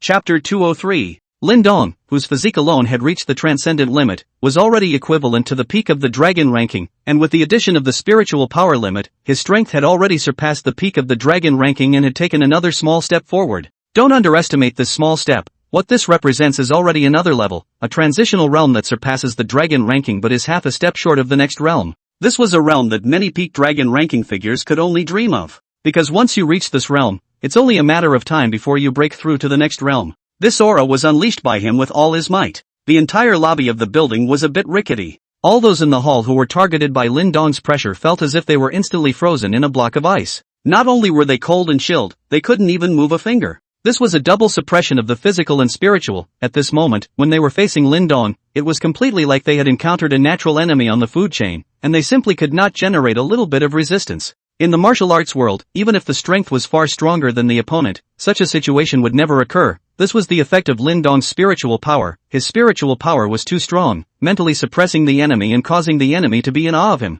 And there was no one more shocked in their hearts than the 2 dragon ranking experts. Scar was a little bit better. After all, he had just broken through the dragon ranking not long ago, and wasn't too aware of the gap. Just now, he had felt that Lin Dong was strong, and now he just felt that Lin Dong was even stronger. Rakshasa was different. He was already a mid-dragon ranking expert and had seen more than one late dragon ranking expert. The strength displayed by Lin Dong nowadays was simply beyond his imagination. The pressure given to him by even the peak of the dragon ranking was far from this great. Is it? The regimental commander took that step? Rakshasa stared with wide eyes at Lin Dong, who was sitting leisurely on the main seat. If it's true, then exterminating the bloodthirsty mercenary corps was definitely not as difficult as imagined. The moment thrilled him. How many years? He had been in the chaotic zone himself, experiencing life and death countless times, unwilling to go home. Even when his grandfather died, he didn't go back, just to wait for this opportunity. And now it finally got to him. He could finally avenge his parents. The oppressive aura quickly faded away. What does everyone agree? Lin Dong retracted his authorization and gently tapped the tabletop with one hand as he said in a flat tone.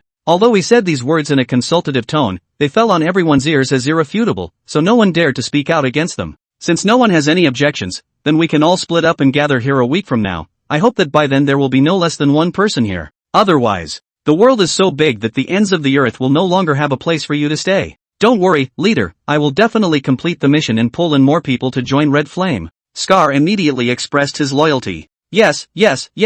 Me too, I'll definitely fulfill the task given by the headmaster. Me too.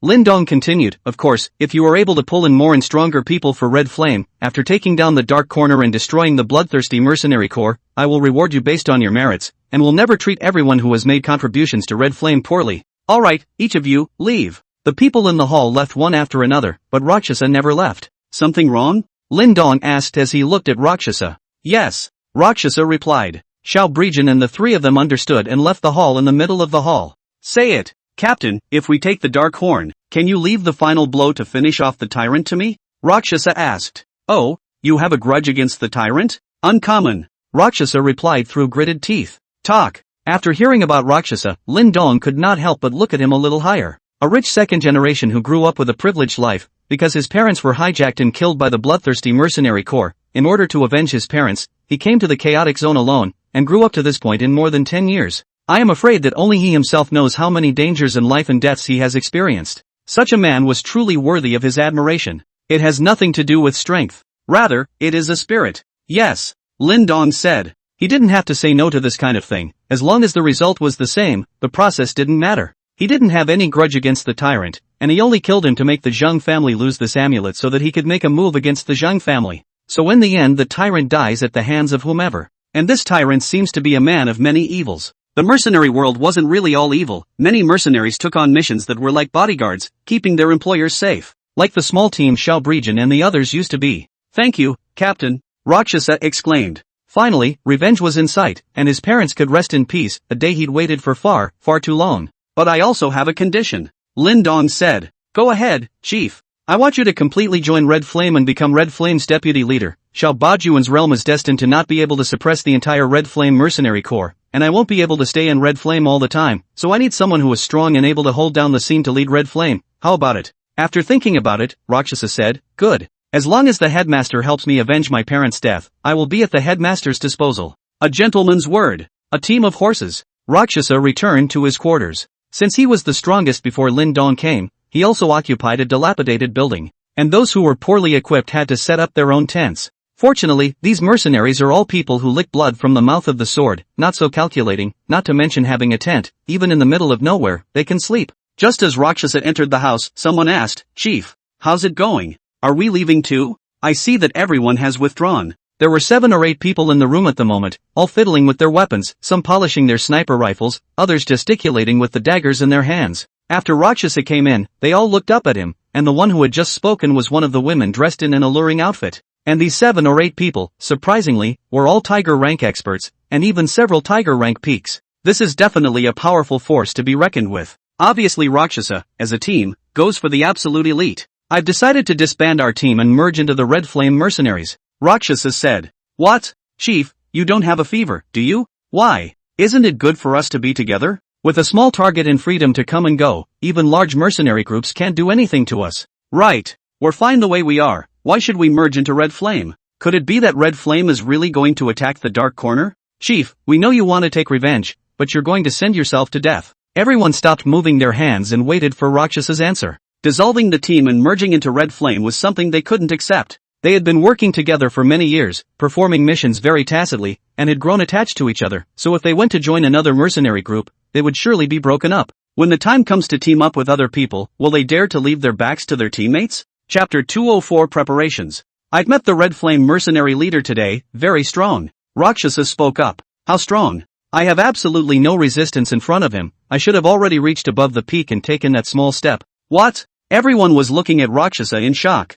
They naturally understood what Rakshasa meant by that. But how is that possible? A newly formed mercenary group leader was actually an expert above the peak. Who believes that? No one will believe it. Although they hadn't reached that realm, they had followed Rakshasa for so many years and knew how difficult it was to take that small step. There weren't many people in the peak realm of the dragon ranking, but there were quite a few among the base of tens of billions of people around the globe. But the ones who actually took that small step were absolutely rare. Because once that step was taken, it was only a matter of time before one broke through to that legendary realm. Tyrant as the #1 expert in the dragon ranking, that was just the dragon ranking. If the Red Flame leader really took that step, he would no longer belong to the dragon ranking. If that was the case, Tyrant was definitely no match for the Red Flame leader. Although the difference between the two is only a small step, the quality has changed. Rakshasa continued, the others aren't leaving either, but they are going to complete the task set by the headmaster. We are also leaving later to gather some strong people to join Red Flame, and we will meet here in a week to wait for the headmaster's arrangement to attack the Dark Corner. Gov. Have you really decided? You have to know that once we join Red Flame, it's certain that those of us will not be allowed to continue grouping up and will break up. We've already formed a good tacit understanding. I don't want to group up with anyone else, and I don't feel comfortable handing over my back to someone else. Me too. So are we. Several others chimed in. Don't worry about this. When we capture the Dark Corner and destroy the bloodthirsty mercenary corps, the headmaster will leave. At that time, I'll be the first vice head of Red Flame. I'll put you guys in an elite squad, and by the time we occupy the Dark Corner, we can all stabilize ourselves and won't have to live this kind of uprooted life. This? Hearing Rakshasa's words, they all began to be a bit impressed. Really, if the chief could become the first vice-captain of the Red Flame, merging into the Red Flame wouldn't be so unacceptable. Moreover, with the wealth that Red Flame was showing now, their future days would be much better. Chief, are you sure that Chief isn't lying to you? After putting in so much effort to form the Red Flame mercenary corps and take down the Dark Corner, would he really hand over Red Flame to you, and make you the first vice leader? Then what is his purpose in doing so? I'm not quite sure of the chief's purpose. Maybe he has a grudge against Bloodlust like me, or maybe he wants to take the Dark Horn into his own hands. But I believe he won't lie to me, and a strong person of this level doesn't care to lie to me. Rakshasa said seriously. Several people looked at each other and nodded. One of them then stepped forward and said, good. Since you said so, Chief, then we'll agree to merge into Red Flame, but our squads can't be separated, or none of us will feel comfortable leaving our backs to the others while we're on a mission. You guys don't worry. Won't let you guys separate. As long as this attack on the Dark Corner is successful, maybe this is our last mission. By then everyone can live their lives in peace. The Dark Corner is a piece of treasure that is blessed with nature, and won't be lacking in money at all. The bloodthirsty mercenary corps has been occupying the Dark Corner for nearly 10 years, and hasn't been out on a single mission at all. Rakshasa said. He's a life and death brother to all these people. Although his realm was much higher than these people. But he never put up a fight, he never acted alone, and no matter what was going on, we all discussed it together. That's why so many powerful people were willing to follow him. The peak of the Tiger ranking realm was already fully capable of bringing a small mercenary group to take on missions by himself, and being the leader himself, but they all followed Rakshasa willingly. That's what makes Rakshasa's character so appealing. Strong, no racket, and except for being stern when on a mission, everyone usually hits it off. And they also understand that carrying out the mission harshly, that is responsible for everyone's life. After Rakshasa convinced everyone, he left with his men. He had to go and gather more people to attack the Dark Horn. Although Tyrant had the headmaster to deal with, there were still many experts inside Bloodlust, and the current strength was simply not enough. Lindong told him on his way out that he could spend a large amount of money to hire a few large mercenary groups to help out, and as long as the Tyrant had someone to deal with, he believed that they would not give up on this great opportunity to earn money and become famous at the same time. He also felt that this method was feasible and was going to contact a few large mercenary groups to see if he could convince them. After Rakshasa left, Xiao Baojuan's trio walked in. Lin Xiao, Lin Xiao, Lin Xiao. All three shouted at the same time. It's been hard on you guys these days. Lin Dong said. Hard work is not hard work, but if you don't come again, we really won't be able to hold out. These mercenaries are all old farts. Our strength can't subdue them at all. If it wasn't for the presence of the Rakshasa, I guess they would have replaced me long ago. Xiao Brejan laughed bitterly. Rakshasa is the one who just stayed behind? Lin Dong asked. Yes. As far as I understand it, he really does have a big grudge against the bloodthirsty mercenary corps. Xiao Brejan replied. Aha! I know, he will be Red Flame's first vice-captain in the future. Don't worry too much, if I'm not there, with your strength you won't be able to suppress Red Flame. I can only find a strong one to stabilize Red Flame first. I hope you can understand. You also need to continue practicing diligently, and strive for an early breakthrough to the top of the dragon ranking. Lin Xiao. Broken Army understands. Xiao Brejian replied respectfully. He knew the mechanism of a mercenary group better than Lin Dong. Those who can, lose. Strength is fundamental. With his current strength, it was about right to be a squad leader, and a vice captain was simply not qualified. But you're still the deputy leader, so you'll be in charge of Red Flame's daily routine. Thank you, Xiao Lin. By the way, how are things going with what I told you guys? Back to young Lin, it's been done, the most advanced weapons in the world will arrive within 3 days. Good then. In a week's time, no matter what, we will depart to attack the Dark Horn, so go down and get ready. Yes. Lin Xiao, Xiao Baojun and the three of them left. Lin Dong was a bit out of his mind as he sat in his seat. There's still a week to go before the attack on the Dark Horn. His strength had also reached the double limit once again. Based on the experience of the last time, it was estimated that it would take 10,000 Divine Magnificence points to continue to improve this time. That means it's going to cost $1 trillion.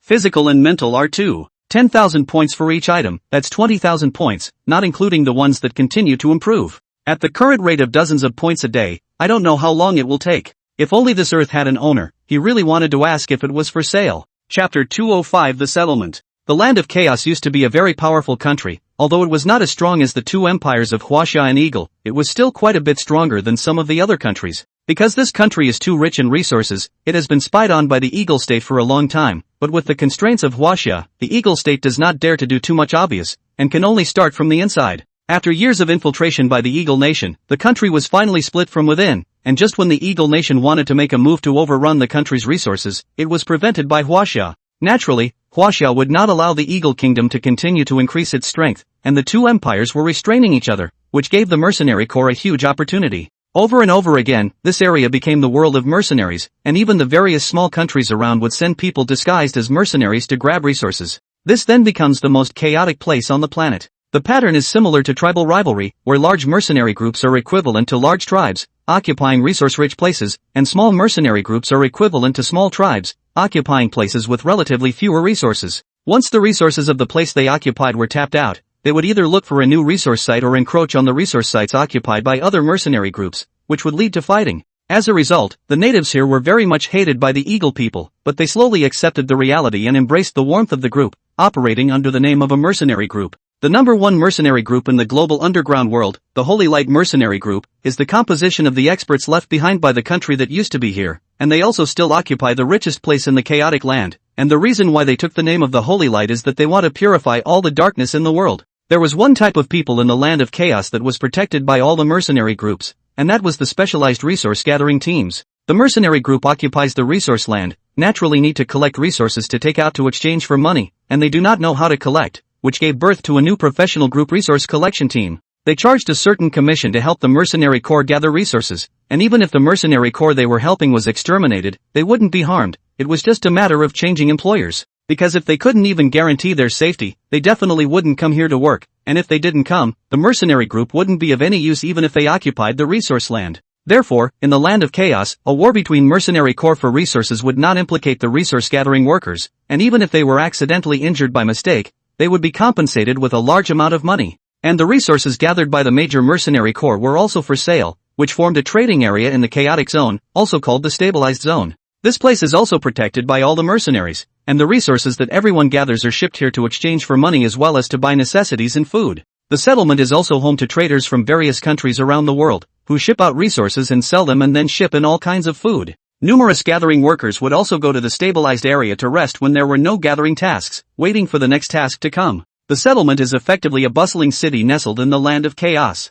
Safe, lively, and bustling. Of course, safety is relative, and there is no such thing as absolute safety in a chaotic zone. The Red Flame temporary gathering place that Xiao Baojun chose was very close to the stabilization area, making it convenient for him to issue recruitment missions as well as purchase supplies. As for why they didn't locate the Red Flame Mercenary Corps' temporary gathering place in the settlement district, it wasn't because they were heartbroken for money, but they still had to purchase a large number of advanced weapons, which were not allowed to be carried in the settlement district, so they had to look for a temporary landing place outside the stabilized area. At this moment, Lin Dong was walking on the busy streets of the stabilized district, and the bustle of the place made him feel as if he had returned to the territory of Huaxia. But the difference is that there are no skyscrapers here, the highest is just a few layers of small buildings. There are a lot of street hawking things, food, clothing, everything. Of course, the things here are super expensive, at least 5 times more than the domestic, some things even reach 10 times the difference in price. After all, coming here to do business is a risk of some kind, and who would come without great benefits? Moreover, the people here, no matter if they were mercenaries or workers gathering resources, they earned a lot of money, and they spent money lavishly, especially the mercenaries, who lived a precarious life every day and didn't have much of a concept of saving money. Spending money to have fun in the stabilized area was the happiest thing for them. Lin Dong found a better decorated hotel to stay in. There was still a week left. He was going to stay here. He was not a mercenary after all. He was not used to being in their way of life. The hotel was still in good condition, but it was just a bit ridiculously expensive. Of course Lin Dong didn't care about this place. Money was just a number to him. Those who could afford to stay in this kind of hotel here were usually the top management of medium-sized mercenary corps, or some powerful figures, because they earned a lot of money to support their spending here. Dun.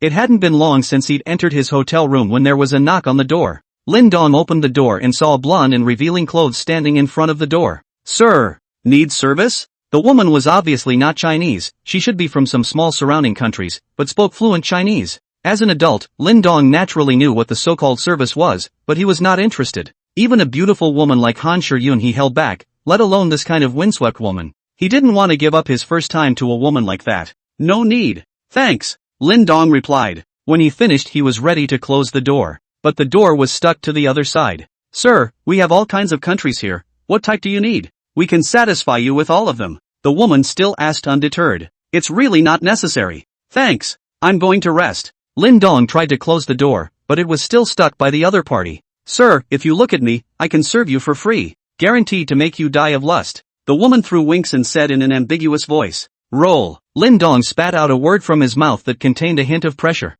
The woman froze, clearly stunned, and her foot stuck on the door loosened, and Linden quickly closed the door. The woman snapped back, stomped her foot in exasperation, and turned to leave, rejoining her companion as she rounded the corner of the hallway. "Molina, how's it going?" a gruff voice asked. Failed, the boy seemed completely uninterested in women. Molina replied, "From what I've seen, that kid is a fat sheep. We must find a way to lasso him, and after we do this one, maybe we'll be able to live in style for years." "Well, we'll figure it out tonight when he comes out." Obviously the free service that Molina had said to Lin Dong was not so simple. Once Lin Dong let her in, things would not be that simple. Of course, it was fortunate that Lin Dong did not let him into the house, or else the man would have died without knowing how. Although there were rules in the stabilized area, the rules were made by the strong, and Lin Dong's strength had completely reached the point where he could change the rules. Chapter 206, The Blue Siren. In the evening, Lin Dong went out of the hotel. Here the hotel does not prepare food. 3 meals a day need to be taken care of by the residents themselves. Lin Dong casually found a restaurant and was ready to go back to the hotel after eating,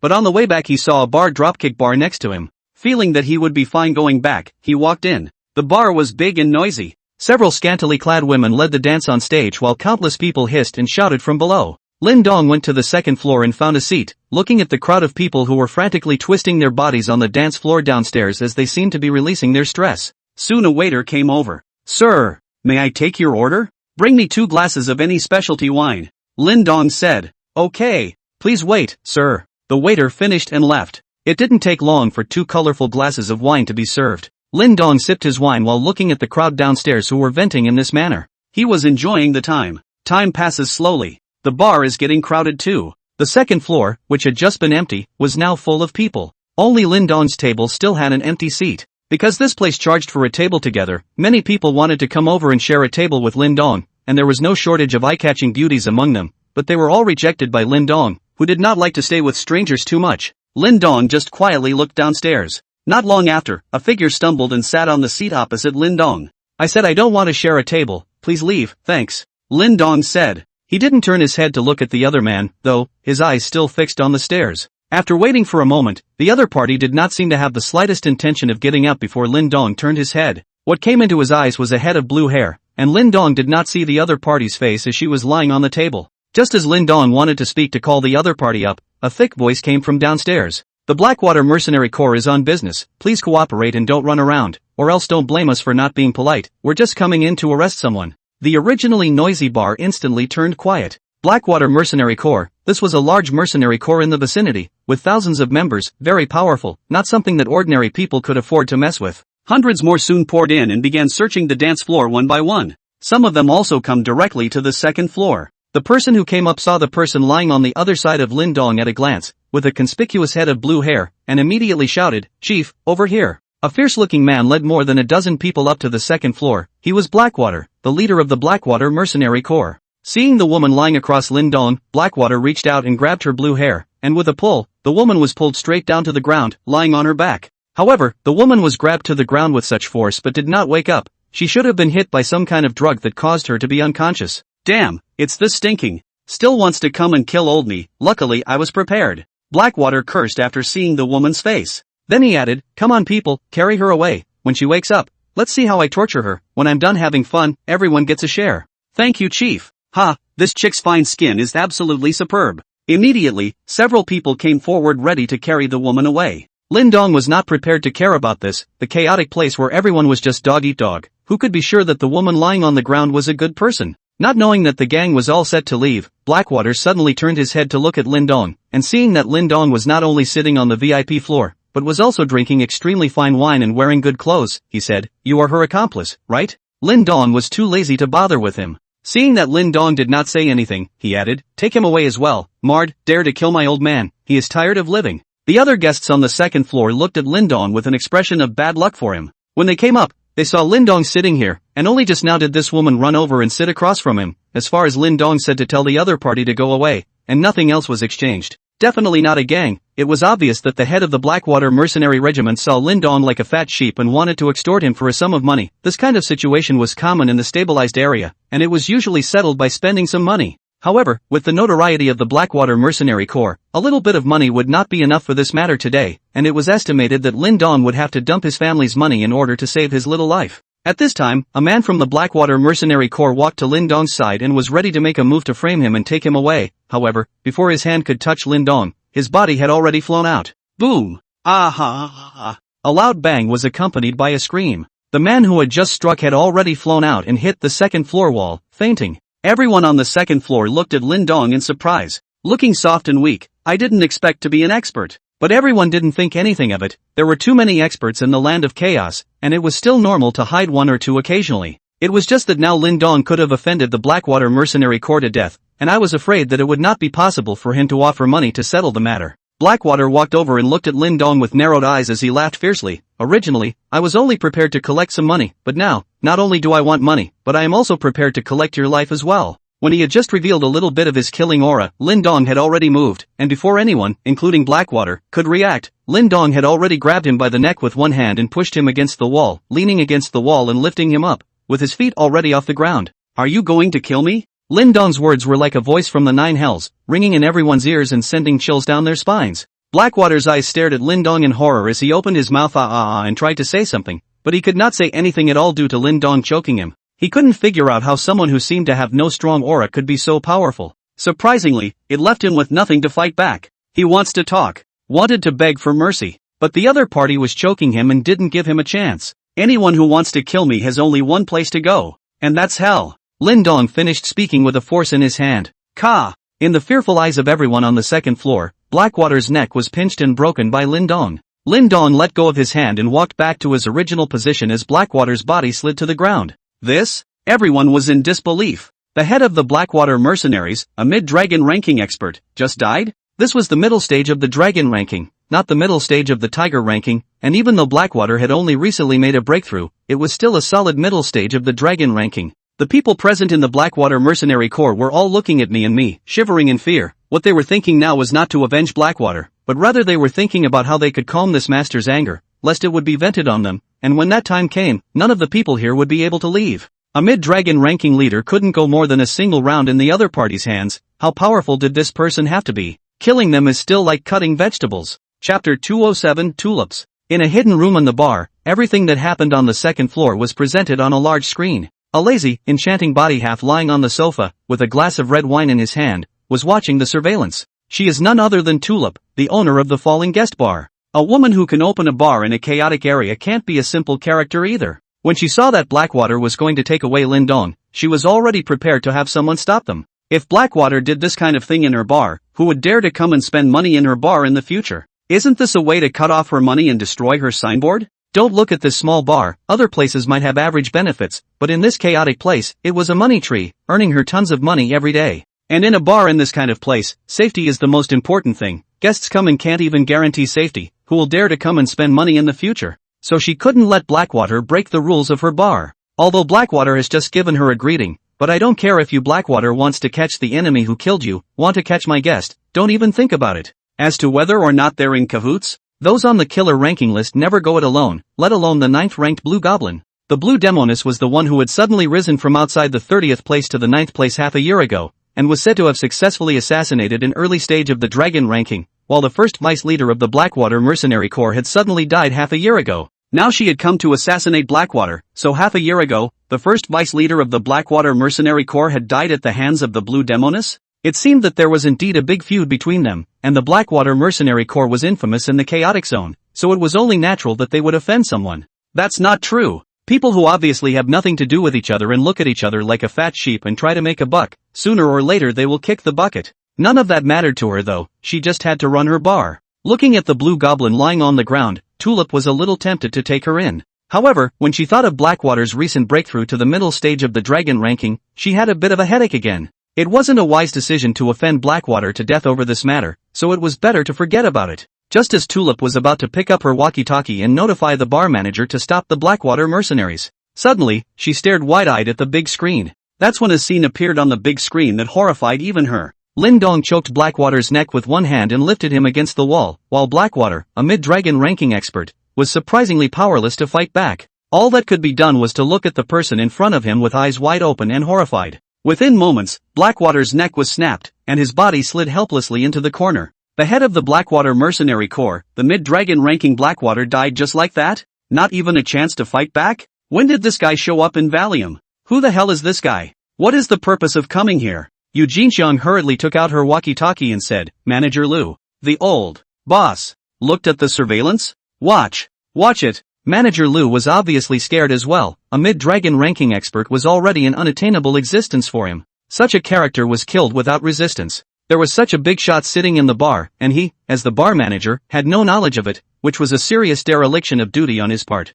When did that guy with the half-silver mask come? Has he been here before? Boss. This man came in the evening and has been sitting there for a long time. It should be his first time today. He has never seen him before. Should I send someone to follow him when he leaves? Manager Liu asked. Stalking him? Don't drag me with you if you want to die. Go get those 2 bottles of collector's edition red wine right now. I'll be there later. Tulip said. Aye, boss. Tulip hurriedly got up, walked to the mirror, straightened her makeup, looked at her body and face full of mature charm, and left the room with a smile. Lin Dong returned to his original seat and sat down. The first cup of wine had just been finished by him. He picked up the second cup and took a sip, saying, Those who have nothing to do with this matter can leave. The guests on the second floor began to head downstairs one after another. None of the people from the Blackwater Mercenary Corps dared to move. When everyone had finished walking, Lin Dong spoke. Tell me, what's going on? Blackwater Mercenary Corps stood out a person, respectfully said, Back to this master, we are the Blackwater Mercenary Corps. Lying on the ground, this blue hair woman is the killer list ranked 9th of the Blue Goblin. Half a year ago our Blackwater Mercenary Corps first deputy head is dead in her hands. Today she came to assassinate our head, was the head of the recognition of the head, was hit by the secret drug, fled to here, we chased all the way to here, the one who was just killed by you, is our leader Blackwater. Don't people on the Slayer list always keep to themselves? Why did your leader say that I was her companion? Lin Dong asked. Supposed to look at you like you're rich and try to extort a fortune from you. So, you Blackwater mercenaries do this a lot? The man was so scared that he immediately knelt down on the ground, kowtowing while saying, Master, we are all juniors, I can only do what the chief says, or else I'm just looking for death, please be generous and spare us a life. The others knelt down immediately. Master, please spare our lives. Tell us what size your Blackwater Mercenary Corps is. Lin Dong asked. Master, our Blackwater Mercenary Regiment has a total of more than 1,300 people, the leader is in the middle stage of the dragon ranking, and the first vice leader is in the early stage of the dragon ranking, but all of them are dead. Now there are still 16 tiger rankings left, 54 on the first tier, and the rest of the first tier or below, no statistics have been done. Lin Dong thought about it for a while. The scale was quite good. Pulling in the red flame was also a powerful force that would be helpful in attacking the dark corner a week later, and they should not dare to have other thoughts after they had just seen their strength. You are temporarily acting as the leader. Go back and organize the Blackwater Mercenary Group. Gather at the 5 kilometers west of the settlement district in a week's time. From now on, you are my people. If you don't show up, you know the consequences. Lin Dong said. Yes. We will definitely be there. Thank you for not killing us. It's our honor to follow a great man like Master. All right. You guys leave. Take the body away. Yes, Master, we'll leave now. A dozen men split into 2 to carry Blackwater's body up and down the stairs, taking the 100 or so people downstairs with them and leaving the bar. Chapter 208. The entire second floor of the bar was quiet, leaving only Lin Dong and the woman lying on the floor. Lin Dong glanced at the woman.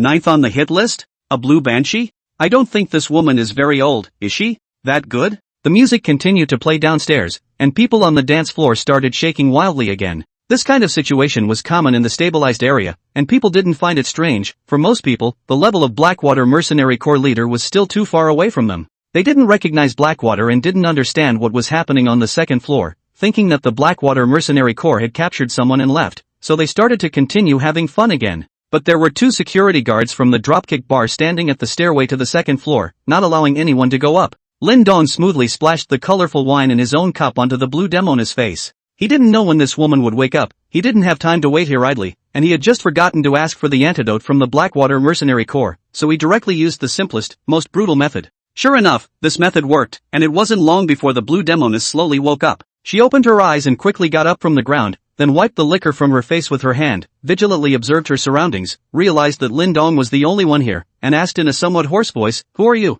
You don't need to care who I am, now please give me a reason not to kill you, Miss Blue Demoness, who was ranked 9th on the killer list." Lin Dong said indifferently. He disliked these assassins who took people's money and took away people's misfortune, because they didn't care what kind of people they were targeting, and they didn't care if the target was good or bad, as long as the employer could afford the money, they would take action, and he himself had been assassinated, and if it wasn't for his own strong strength, he would have been killed long ago. That's why when he encounters such killers who don't distinguish between good and evil, he won't show any mercy. If he was sure that the one in front of him was also that kind of person, he would not hesitate to step in and end the other party, so that she would not have to assassinate others in the future. The blue demoness must have recognized her when she heard Lin Dong call her name and quickly took a guarded stance as a dagger appeared in her hand. "Who the hell are you? We don't seem to know each other, do we? Why are you trying to kill me?" Blue demoness asked. "Oh, what a joke. For you assassins, are there fewer people you don't know, but are killed by you? What if I was also commissioned?" Lin Dong replied. "You were sent by Blackwater? Where is he?" Blue demoness asked angrily.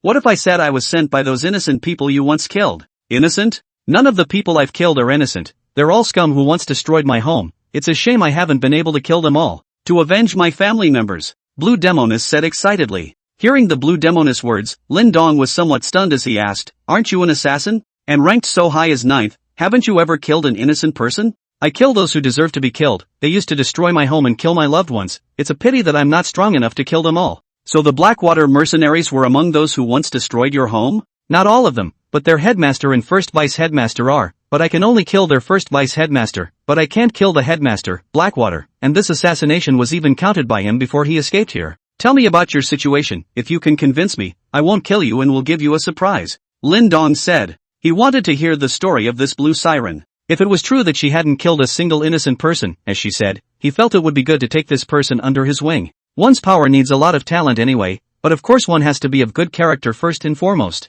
The blue demoness began to tell Lin Dong about her past. She knew that she was not a match for Lin Dong at all. She could sense that Lin Dong was like an ocean while she was nothing more than a flatboat. This is her talent. Not only can she conceal her own breath, she can also sense the strengths and weaknesses of others. She is relying on this. By surprise, she killed the first vice leader of the Blackwater Mercenary Corps, that is an expert at the early stage of the dragon ranking. She is only half a step of the dragon ranking. Although it seems to be half a step short of the dragon ranking, the actuality can be far worse. If Blackwater gave her the feeling of a pond, Lin Dong gave him the feeling of an ocean. There was no comparison at all, so she could only do what Lin Dong said because she did not want to die yet. She had not finished killing all the people who had destroyed her home. Originally a princess of a small country on the edge of the land of chaos, Blue Goblin lived a carefree and happy life. It was said to be a small country, but in fact it was equivalent to the area of a small county in Huaxia, but these small countries could be much richer than the small counties in Huaxia, and were very rich in resources. 10 years ago this small country's resources were looked at by a large mercenary group, and they came up with a random excuse to fight straight away. Despite her country's efforts to resist, but in the face of the enemy's prepared aggression, and finally lost, the entire country was killed, captured prisoners, she escaped with the help of her master, and in the end, her master also in order to break the back of the enemy for her, died tragically at the hands of the enemy. Then she set out on a path of revenge, but that year that mercenary group disbanded after completely taking over their country's resources. Many of the top brass have returned to their countries to live a rich life because of the large amount of money they have been given, and many of the middle and lower classes have continued to stay in the land of chaos to continue their struggle. The head and first vice head of the Blackwater Mercenary Corps were the mid-level personnel of that mercenary corps at one time, and they were also the ones with the highest strength and the best mix. Over the years under her constant tracking, the people who used to be in that mercenary group who still remained in the land of chaos were pretty much killed by her, Blackwater being the last one. The rest were high up in the hierarchy who had gone back to their own countries by then, and were her next targets. But in the end, when she assassinated Blackwater, she failed, not expecting Blackwater to have reached the middle stage of the dragon ranking. She fell into the scheme, and barely escaped here after being drugged, and originally thought that this time she would surely die, but she woke up and realized that she had not fallen into Blackwater's hands. That's roughly how the whole thing went down. This kind of thing was actually happening all the time in the Chaos Zone, only that those who had the ability to take revenge like the Blue Goblin were a rarity. Most of the ones that do survive are just barely surviving. She's also climbed up the assassin list by assassinating all these people over the years. Even half a year ago, he assassinated the first vice leader of the Blackwater Mercenary Corps, an early-stage dragon ranking expert successfully, and jumped up to the 9th position in the killer ranking. Although she had given her all at that time, and ended up with serious injuries that took her 3 months to recover from, it didn't hinder the fact that she had killed an early-stage dragon ranking expert. Chapter 209. After listening to the Blue Demoness story, Lin Dong felt that the girl was quite pitiful. At the same time he wondered if the girl was lying. How long had he come to the land of chaos? He had met 2 people who were bitter and carrying blood feuds. The first one was Rakshasa and the second one was this blue siren. What kind of coincidence is that? Rakshasa shouldn't be wrong, after all, he was an expert in the middle of the dragon ranking, there was no need to lie to himself. But this blue banshee is a different story. He somewhat wondered if the girl had made up such a story to survive from his hands. However, since he couldn't tell if it was real or fake, it was better to stay for now. Let's see how she behaves in the future. Once he realizes that it's fake, it's not too late to make a move, and he's not afraid that the other party has something else in mind. In the face of absolute strength, any plotting and scheming was futile. In fact, Lin Dong did not know that in this chaotic land, there were many people who carried blood feuds, it was just that there were very few who were able to grow to the point where they had the strength and opportunity to take revenge like the 2 of them. From now on, I'll call you Blue, and you'll follow me from now on. By the way, I have a surprise for you, Blackwater is dead. Lin Dong said as he looked at the Blue Demoness. What? Blackwater is dead? Really? Blue Demoness asked in surprise. Dead indeed, just now when you were unconscious, he came to get you, but offended me and was casually killed by me. Originally, I didn't have much love for you killers, but after hearing your story, I chose to believe you for the time being and left you behind. Thanks, the Blue Goblin whimpered. You can call me young master. If everything you say is true, I can help you in the future when you meet an unbeatable enemy. Really? Thank you young master. At this time a beautiful young woman in her 30s, wearing a cheongsam that showed off her voluptuous figure, came up to the 2nd floor with 2 bottles of treasured red wine. She is none other than the owner of the bar, Tulip. Blue, come here. Lin Dong shouted. Yes, young master. The Blue Demoness walked to stand behind Lin Dong. Tulip froze. She had wanted to take in the Blue Goblin. After all, it was the 9th killer on the list. Maybe the strength against the battle wasn't considered strong, but the assassination methods were absolutely brilliant. I didn't expect to be taken in so quickly. I'm sure it's great to be a big shot. This young master, my slave, Tulip, is the owner of this falling guest bar. These are 2 bottles of red wine that I have treasured for many years, specially delivered for young master. Tulip said in a voice full of magnetism. Boss you is polite, I'm ready to leave, I'll drink your bar next time. Lin Dong finished speaking and stood up to prepare to leave, but it was called back by Tulip. This young master please stay. Boss you has something? Lin Dong asked. This young master, this should be your first time in the land of chaos, right? Nice. Although my slave is not much of a character in this stabilized area, but there are some thin faces, if you have anything that you need to use my slave, just open your mouth and my slave will definitely do it for you. Tulip looked at Lin Dong with spring in her eyes and said. When Lin Dong heard Zhu Jinxiang's words, he thought about it and sat down again, saying, since boss you said so, then I really do have something to ask for your help. Then we'll talk about it over a drink. With that, Tulip opened a bottle of red wine and poured a glass for Lin Dong and herself respectively. Lin Dong was also not polite and raised his wine glass to clink it with Tulip, and both of them took a sip each. I wonder what this young master's name is? Tulip asked. My name is Lin, you can call me Silverface. I'd rather address you as young Lin. I don't know what young Lin wants me to do for you. Boss you should have channels to contact those large and medium-sized mercenary groups, right? It does connect some.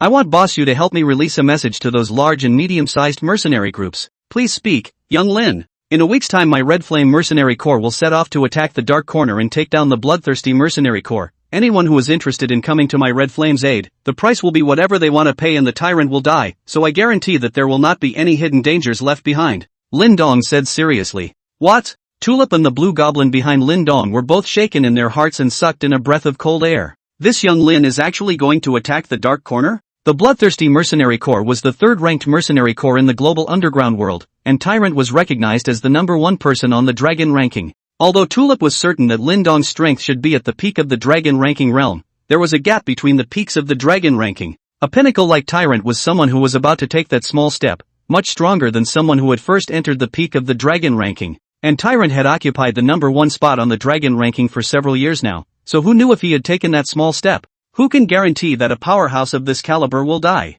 This was news she wouldn't dare spread indiscriminately. One little mishap and her good days are over. Originally, he wanted to flatter a bigwig at the peak of the dragon ranking, but it turned out to be someone who was a bit self-absorbed. Can a tyrant be killed by anyone who wants to? How did he get his name as a tyrant? That was a step-by-step kill in the mercenary world. Anyone who offended him would be tortured to death by his perverted methods. The whole underground world could be said to be talking about it. No one wants to mess with a tyrant. And with a tyrant's character, he had offended a lot of people, but he was still alive and well. If Tyrant was really that easy to kill, he would have died many times already. Young Lin, I'm sorry, I don't dare to release this news for you, Tulip said somewhat apologetically. Oh, why? The tyrant's brutal reputation resonates throughout the entire underground world. No one wants to mess with him. Even if I post it out for you, no one will want to come. Are you not believing that I can kill the tyrant? Lin Dong asked. Young Lin, forgive my slave for speaking frankly. Tyrant is recognized as the number 1 person on the dragon ranking. Even if you are at the same peak of the dragon ranking, you are no match for him, and I haven't heard of Tyrant making a move in the past 2 years, so maybe he's already taken that small step.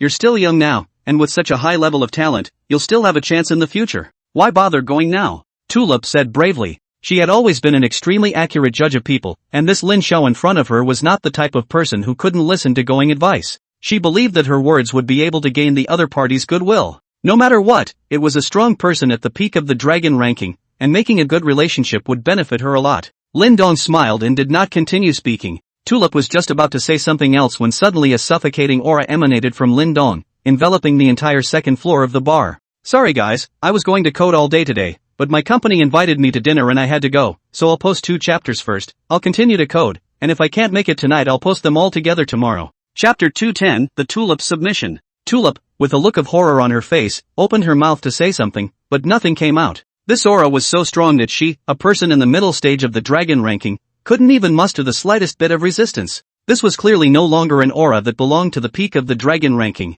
Is it? Tulip looked at Lin Dong with wide eyes. Had he taken that small step? How is this possible? Although Lin Dong was wearing half of a silver mask and his voice had been deliberately processed by him, Tulip felt that Lin Dong should not be older than 35 years old. At this age, he had already surpassed the peak of the dragon ranking, and after taking that step, didn't it mean that he would steadily enter the next realm in the future? While Tulip was shocked, infinite surprises welled up in her heart. That's a real bigot. As long as she seized this opportunity and leaned on this big tree, in the future, she, Tulip, could also become famous throughout the underground world. Tulip wasn't the only one surprised by the scene. The Blue Goblin was also excited. Her remaining enemies were all the top brass of the large mercenary group that had invaded her homeland 10 years ago, and they had been very powerful experts 10 years ago, and had thought that they would never be able to kill them all in this lifetime. But the strength that the young master had displayed now gave her unlimited hope. You must follow the young master well, this is your only chance for revenge. Boss Yu, do you still think that I cannot defeat Tyrant now? Lin Dong withdrew his chi and smiled. Lin Xiao is joking. It's my slave's dog's eye view. It turns out that Lin Xiao is actually such a character. Don't worry, this matter is wrapped up in my slave. When the time comes, my slave will come with them to support Lin Xiao, and help Lin Xiao to attack the dark corner. Tulip said with apologies. Since Lin Dong had already taken that step, the advantage of Tyrant, the number 1 in the dragon ranking, was gone, so she decided to follow Lin Dong in a gamble. That kind of opportunity doesn't come to everyone. Once the Darkhorn was free of the threat of the Tyrant, 10 feats were reduced by at least 5. Moreover, if she did not seize the opportunity now, once Lin Dong broke through to the next realm, she was afraid that it would be difficult for her to even see her then. That kind of level was already the linchpin of every major power. Judging by the fact that Lin Xiao was so young and had such achievements, his identity and background would definitely not be simple. Boss Yu is wise. Don't worry, the tyrant Zhang Yuntian will be dealt with by me. I will definitely kill him and won't leave you with any aftermath. As long as I capture the dark corner, I won't treat everyone who has made a contribution poorly. When the time comes, you can either choose to follow me, or you can choose to take your lifetime of worry-free money and leave. Thank you, Shaolin. I will do my best to help you. So, see you in a week. The wine is pretty good now, thanks for the hospitality. Lin Dong finished drinking all the remaining alcohol in his cup before leaving the bar with the blue demoness. Tulip sat alone on the second floor, a little out of breath. She then recalled the aura that Lin Dong had just released, and there was no mistaking that it was definitely someone who had already surpassed the peak of the dragon ranking and had taken that small step in order to put her under such pressure, making it difficult for her to even move her body. And this Lin Xiao also said something about Tyrant Zhang Yuntian at the end. Then he must have known the tyrant. Since they knew each other, they must have been prepared for everything, and it was worth her while to take a chance. As long as she won, she would even be leaning on the big tree of Lin Xiao, and when he successfully broke through to the next realm, her own status would follow. When that time comes, why would one need to live a life of selling out in this chaotic place? Don't look at her strength, reaching the middle stage of the dragon ranking. But in this chaotic land, several large mercenary regiment leaders had reached the late stage of the dragon ranking in strength, and the first deputy leader also had the strength of the middle stage of the dragon ranking, so the Blackwater mercenary regiment could only be counted as the bottom of the list among the large mercenary regiments.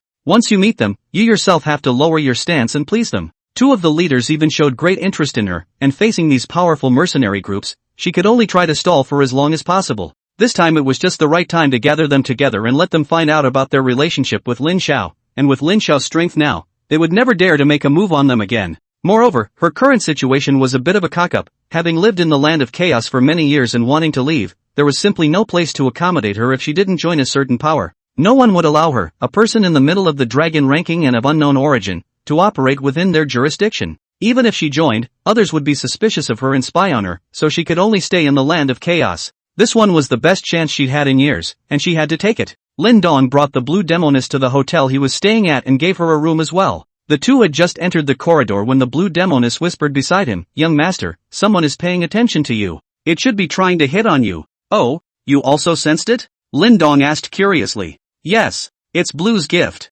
"Good then. I'll leave this matter to you. If it's a case of trying to murder people for money, settle it. If it's just a case of trying to murder people for money, then teach them a lesson," Lin Dong said. His powerful spiritual power naturally also sensed that there were a few people paying attention to him, and one of them happened to be the woman who came knocking on the door when he came to stay at the hotel himself. "Yes, young master." After the blue demoness finished speaking, her figure slowly withdrew and disappeared. Lin Dong watched as the blue demoness disappeared and left. Worthy of being a top assassin, this stealthy kung fu was indeed powerful. If it wasn't for her own strong mental power, it would not be easy for ordinary people to discover her. Lin Dong returned to his room and not long after, a knock sounded on the door. He opened the door and Blue was standing in front of it while next to her knelt a middle-aged man. Seeing Lin Dong open the door, the middle-aged man hurriedly kowtowed. "Master, it's because we have eyes that don't recognize Tai and have offended you, please give us a way out. You guys should be repeat offenders in the neighborhood, right?" Lin Dong asked. "Master, we only seek wealth, we never harm people's lives, we can give you all the money, please let us live."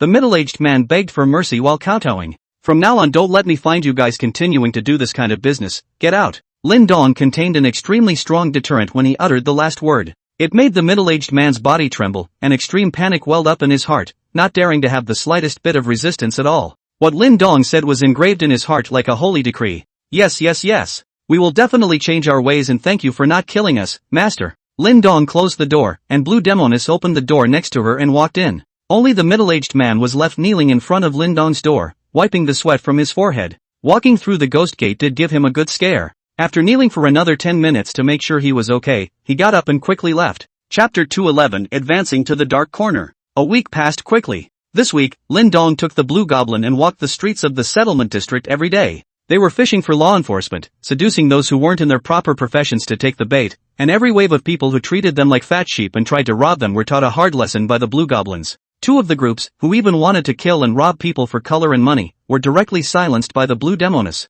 In this 1 week's time, two cynical people have appeared in the stabilized area, making everyone in this business so scared that they dare not go out at all. By the end of the last 2 days, there were no longer any hookups at all. Today is the day for all to gather. Lin Dong sat on the main seat in the hall of the Red Flame Mercenary Corps' temporary gathering place, with Blue Demoness and Xiao Baojin standing behind him, and unlike a week ago when there were only a dozen or so people in the hall was now filled with people. They were all the heads of various large and small mercenary groups in the land of chaos, and the vast majority of them were running for the high pay, and there weren't really many who had actually joined Red Flame. There was only the small team of Rakshasa as well as the Blackwater mercenaries, and a few scattered mercenaries. However, the strength of these people can be too much stronger than a week ago. The dragon ranking late such a big master have 3, is the chaotic land of 3 large mercenary corps are the head. 2 of them were found by Tulip, 1 was convinced by Rakshasa, and there were quite a few other mid and early dragon ranking experts. With so many forces, big and small, gathered together, it had to be said that it had become somewhat like that. Coupled with Lin Dong, a super expert above the peak, no one dared to ignore the existence of this force.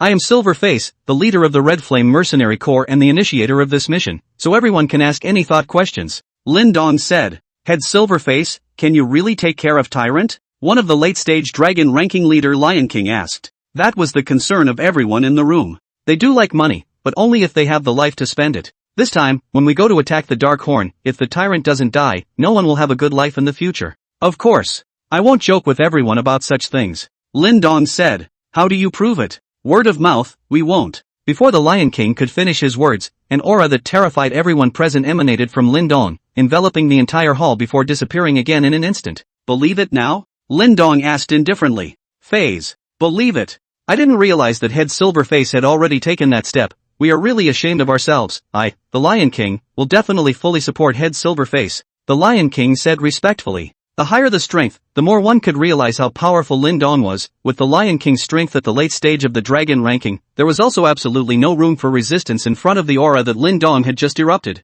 This was no longer something that could be done by the peak of the dragon ranking. Even if he faced the tyrant, the Lion King thought that he couldn't beat him, but he definitely wouldn't even have the courage to face him. However, he did not have the courage to face Lin Dong's aura that had just erupted. Anyone else have questions? Lin Dong continued to ask. Captain Silverface, I would like to ask how the benefits of all of us will be divided if we capture the Dark Horn? After all, we all came here for the sake of benefits. It's good to speak clearly now, and since our own strength is the strongest besides you, and we brought so many people with us, we can't be treated the same as the others. Another great expert in the late stage of the dragon ranking asked. The other two late-stage dragon ranking experts also looked at Lin Dong, waiting for his reply. This can be of vital interest to them. The Dark Corner was blessed with natural resources, and if they could jointly occupy and manage it, their future days would be much more comfortable. Even if you can't, you'll have to fight to get more out of Silverface to do so. Taking down the Dark Corner, I will reward you according to the size of your merits, and give you enough money. The size of the merits here is not that your strength is strong and your merits are big, it depends on the role you play in this mission to divide, but the Dark Corner can only be occupied by my Red Flame Mercenary Corps, and the merits that I think are big enough, I will send out a piece of Silver Secret Order, and the one who owns the Silver Secret Order person will possess a promise from me. You guys should be clear about the weight of this promise,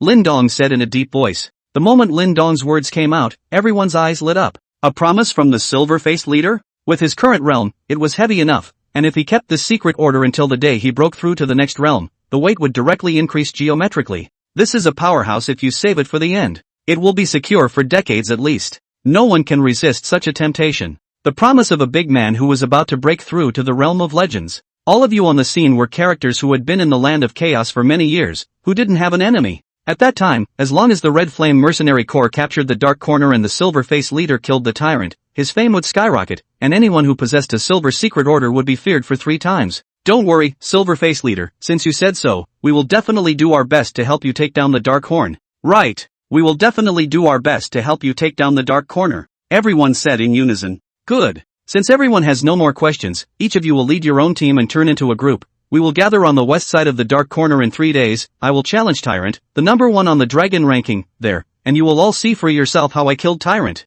Everyone left with their teams. They needed to get to the Dark Corner. It was nearly 1,000 kilometers away from the Dark Horn, and although 3 days was plenty of time, they still wanted to get there as soon as possible so that they wouldn't miss a battle of the century. This battle is destined to go down in history. The remaining ones that belonged to the Red Flame Mercenary Corps were only around 3,000 people, and this was only because Lin Dong had incorporated more than 1,000 people from the Blackwater Mercenary Corps to add up to that many. However, what surprised Lin Dong was the owner of the Falling Guest Bar, Eugene Xiang. This mid-dragon ranking expert actually stayed behind as well. Lin Dong split the 3,000-person team into multiple squads again, allowing the strongest group of Rakshasa and the others to each lead a team to set off. Lin Dong, on the other hand, took the Blue Demoness on a solo trip. Dark Corner. The only place in the land bordering the Huaxia Kingdom and the Eagle Kingdom that was not disturbed by magnetic fields. The location is so unique that the trade between the two empires must pass through it, and even the airplanes must fly over it. And neither of the two empires would allow the other to occupy this location, so it gave the bloodthirsty mercenary corps a chance.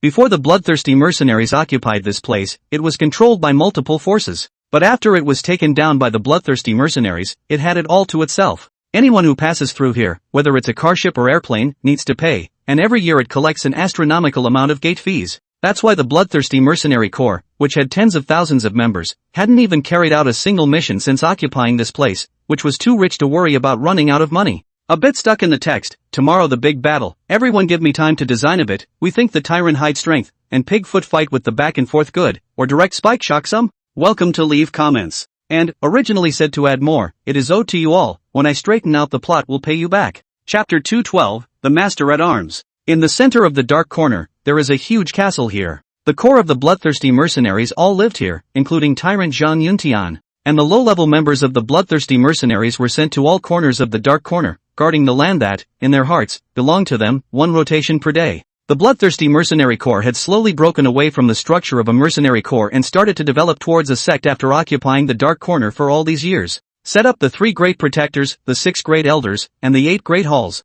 At this moment, in the hall of the castle, the core of the bloodthirsty mercenaries were all gathered together. On the main seat sat a thin middle-aged man with a pale face, a green shirt, holding a folding fan in his hand, living like an ancient teaching teacher. It's hard to connect the image of this man with the legendary tyrant. However, the truth was that this skinny middle-aged man was the leader of the bloodthirsty mercenaries, Tyrant Zhang Yuntian. Strength to reach the peak of the dragon ranking realm, occupying the name of the first person of the dragon ranking for 5 years. All those who challenged him were abused and killed by him in various ways, resounding throughout the entire underground world with the name of brutality, making countless people talk about it. Yang Pu, report on the situation. Tyrant Zhang Yuntian spoke. Yes, chief. One of the middle-aged men in his 40s stood up and replied. Immediately afterward, he continued, when our hall was inspecting the edge of the Dark Corner Sea this time, we found a luxury cruise ship with a total of more than 1,000 people on it, of which 700 were guests and more than 300 were cruise ship staff, and these 700 people were all from the wealthy class, involving more than 10 countries, including 2 major empires.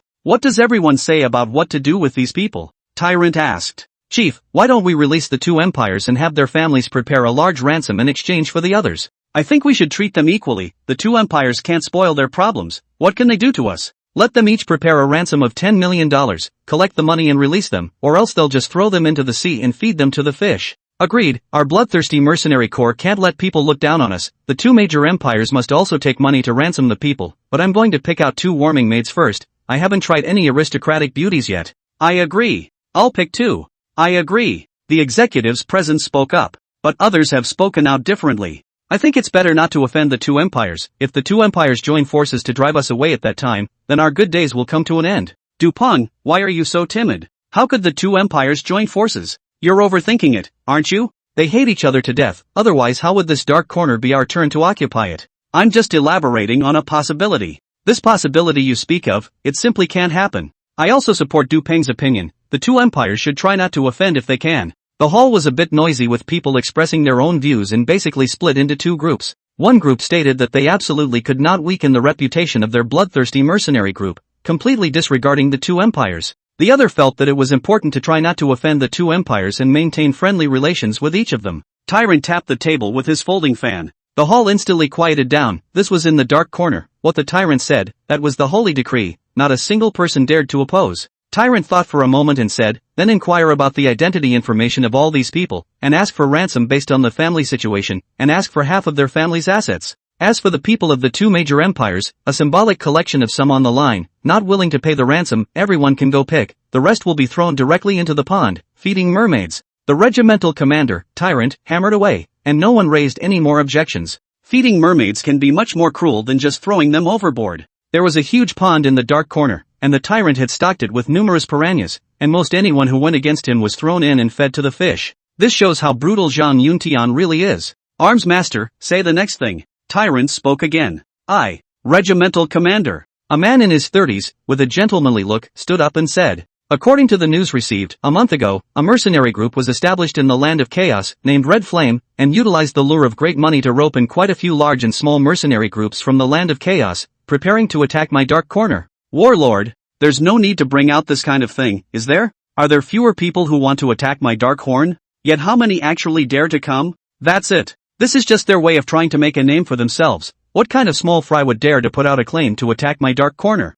It seems that we, bloodthirsty, haven't gone out for years, and others have already forgotten the fear we brought to the land of chaos. This time is different. Arms Master said. Oh, what's different? The Red Flame Mercenary Corps is already on its way to my Dark Corner, and has united 3 large mercenary corps in the land of chaos, with leaders who are all great experts at the late stage of the dragon ranking, and the number of people in these 3 large mercenary corps has already exceeded 10,000, plus the Red Flames and a number of small and medium-sized mercenary corps that are scattered. The number of people who have come to attack my Dark Corner this time around has already exceeded 20,000, and the Red Flame Mercenary Corps has also spent a huge amount of money to purchase a large number of the most advanced weapons and equipment. The military division said with a serious expression. The military advisor made this statement. All of the senior members of the bloodthirsty mercenary corps present were shocked. A coalition army of over 20,000 men, with the most advanced weapons in the world, coming to attack the Dark Horn? This is no joke. It could definitely cause them a lot of trouble, and this battle wouldn't be too easy. They never expected to lose.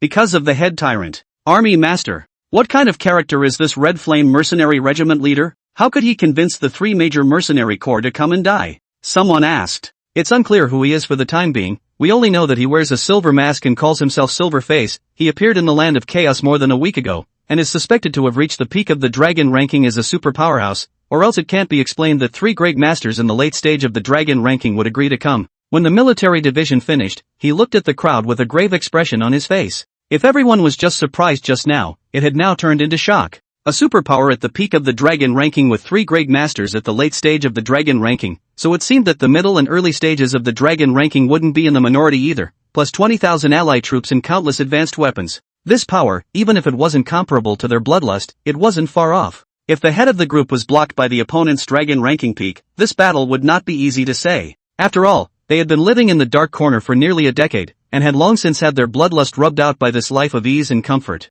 Many of the men had snatched women by various means over the years, ranging from a few to a dozen, and some of the children were several. They are no longer willing to fight to the death from the bottom of their hearts. Chapter 213, The Swollen Zhang Family Brothers. Headmaster, I think we need to take this incident seriously and recruit the Protector and Elders back. This is sure to be a tough battle, we can't take it lightly. Yang Pu said. Right. The other side is coming in strong. We should recruit the Protectors and Elders back as early as possible and make proper arrangements. We can't give the enemy a single chance. The bloodthirsty executives present were all talking. The tyrant, on the other hand, sat steadily on it without the slightest indication, and let everyone talk about it. A week or so ago, he received a call from his own nephew who wanted him to send 2 experts to Kyoto to help the Zhang family develop. After all, it was his own family, he couldn't refuse. Besides, back then, if it wasn't for his father, Zhang Yaocheng, sending him out of the country in the night, he might still be squatting in a Chinese prison now. That was why he had sent a protector and an elder more than a week ago to Kyoto, China, to temporarily join the Zhang family to become a Zhang family provider and help the Zhang family develop. Recalls are impossible to recall. And you need to recall the protectors and elders for this trivial matter? If even the likes of them couldn't withstand it, an extra protector and an elder would be able to turn the situation around? Let's just say that these people down there have been so comfortable for the past few years that they have completely lost their spunk. This is not good. It seems that bloodlust needs to change after this incident. If this continues, sooner or later everyone will turn into a toothless tiger. Waiting for the crowd to discuss more or less, the tyrant then opened his mouth and said, a little bit of small matter will scare you guys like this. I think you guys these years, the days are indeed too comfortable. After this incident I will completely rectify bloodthirsty. You guys already don't have the spunk of the year. It just so happens that the Land of Chaos no longer has my bloodthirsty status. When the time comes I will divide half of the people to stay in the dark corner, and half of the people will head to the Land of Chaos to create another glory.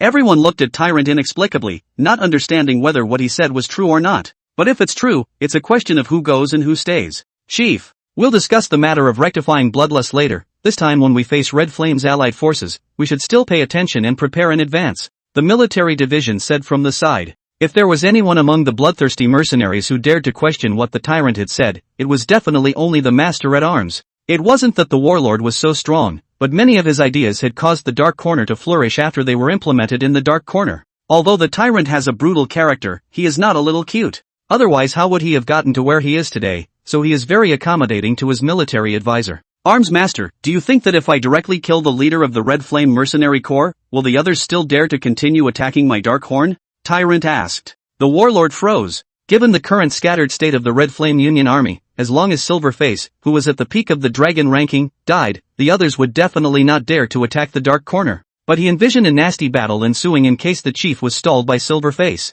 The current bloodthirsty was no longer the bloodthirsty that he once was, and if he really wanted to fight, he might not always be able to beat those mercenaries who were always doing missions in the Land of Chaos. But if the headmaster is stalled by Silverface, we may not always win. Arms Master said. You don't believe me? I just need to factor in all the possibilities as a way to be prepared for anything. Arms Master said seriously. Then I'll tell you, there's actually a gap between the peaks of the dragon rankings. There's a transitional realm above the peaks, and as long as you step out of that step, the peaks are just dirt. Could the head of the group have broken through that step? The warlord's eyes widened as he asked in shock. The other bloodthirsty mercenary corps executives were also looking at Tyrant with excitement on their faces, waiting for his answer. If the leader really took that step, the allied forces this time would not be enough to worry about at all, and their bloodthirsty fame would definitely catch up with the Mandalorian Mercenary Corps, the second-ranked group in the global underground world. Not yet. But it's coming soon. I'm already standing on the edge. I may take this step at any time, even if I haven't taken this step yet. With my current strength, the peak of the dragon ranking isn't in my sights. As long as I'm not being surrounded by more than 5 peaks of the dragon ranking, I'm confident that I'll be able to take care of them one by one. Tyrant said with confidence. The warlord came back to his senses and said, in that case, that I'm relieved. As long as the headmaster can kill Silverface, then the many mercenary corps are a scattering of sand and are not enough to be worried about. But we need to teach them a little bit of a lesson, or else everyone will think that we, bloodthirsty, are good at bullying. Leave Silverface to me. I will kill him as fast as I can and shatter the confidence of the allied forces. You make the rest of the arrangements. The more you leave behind the better. Tyrant said.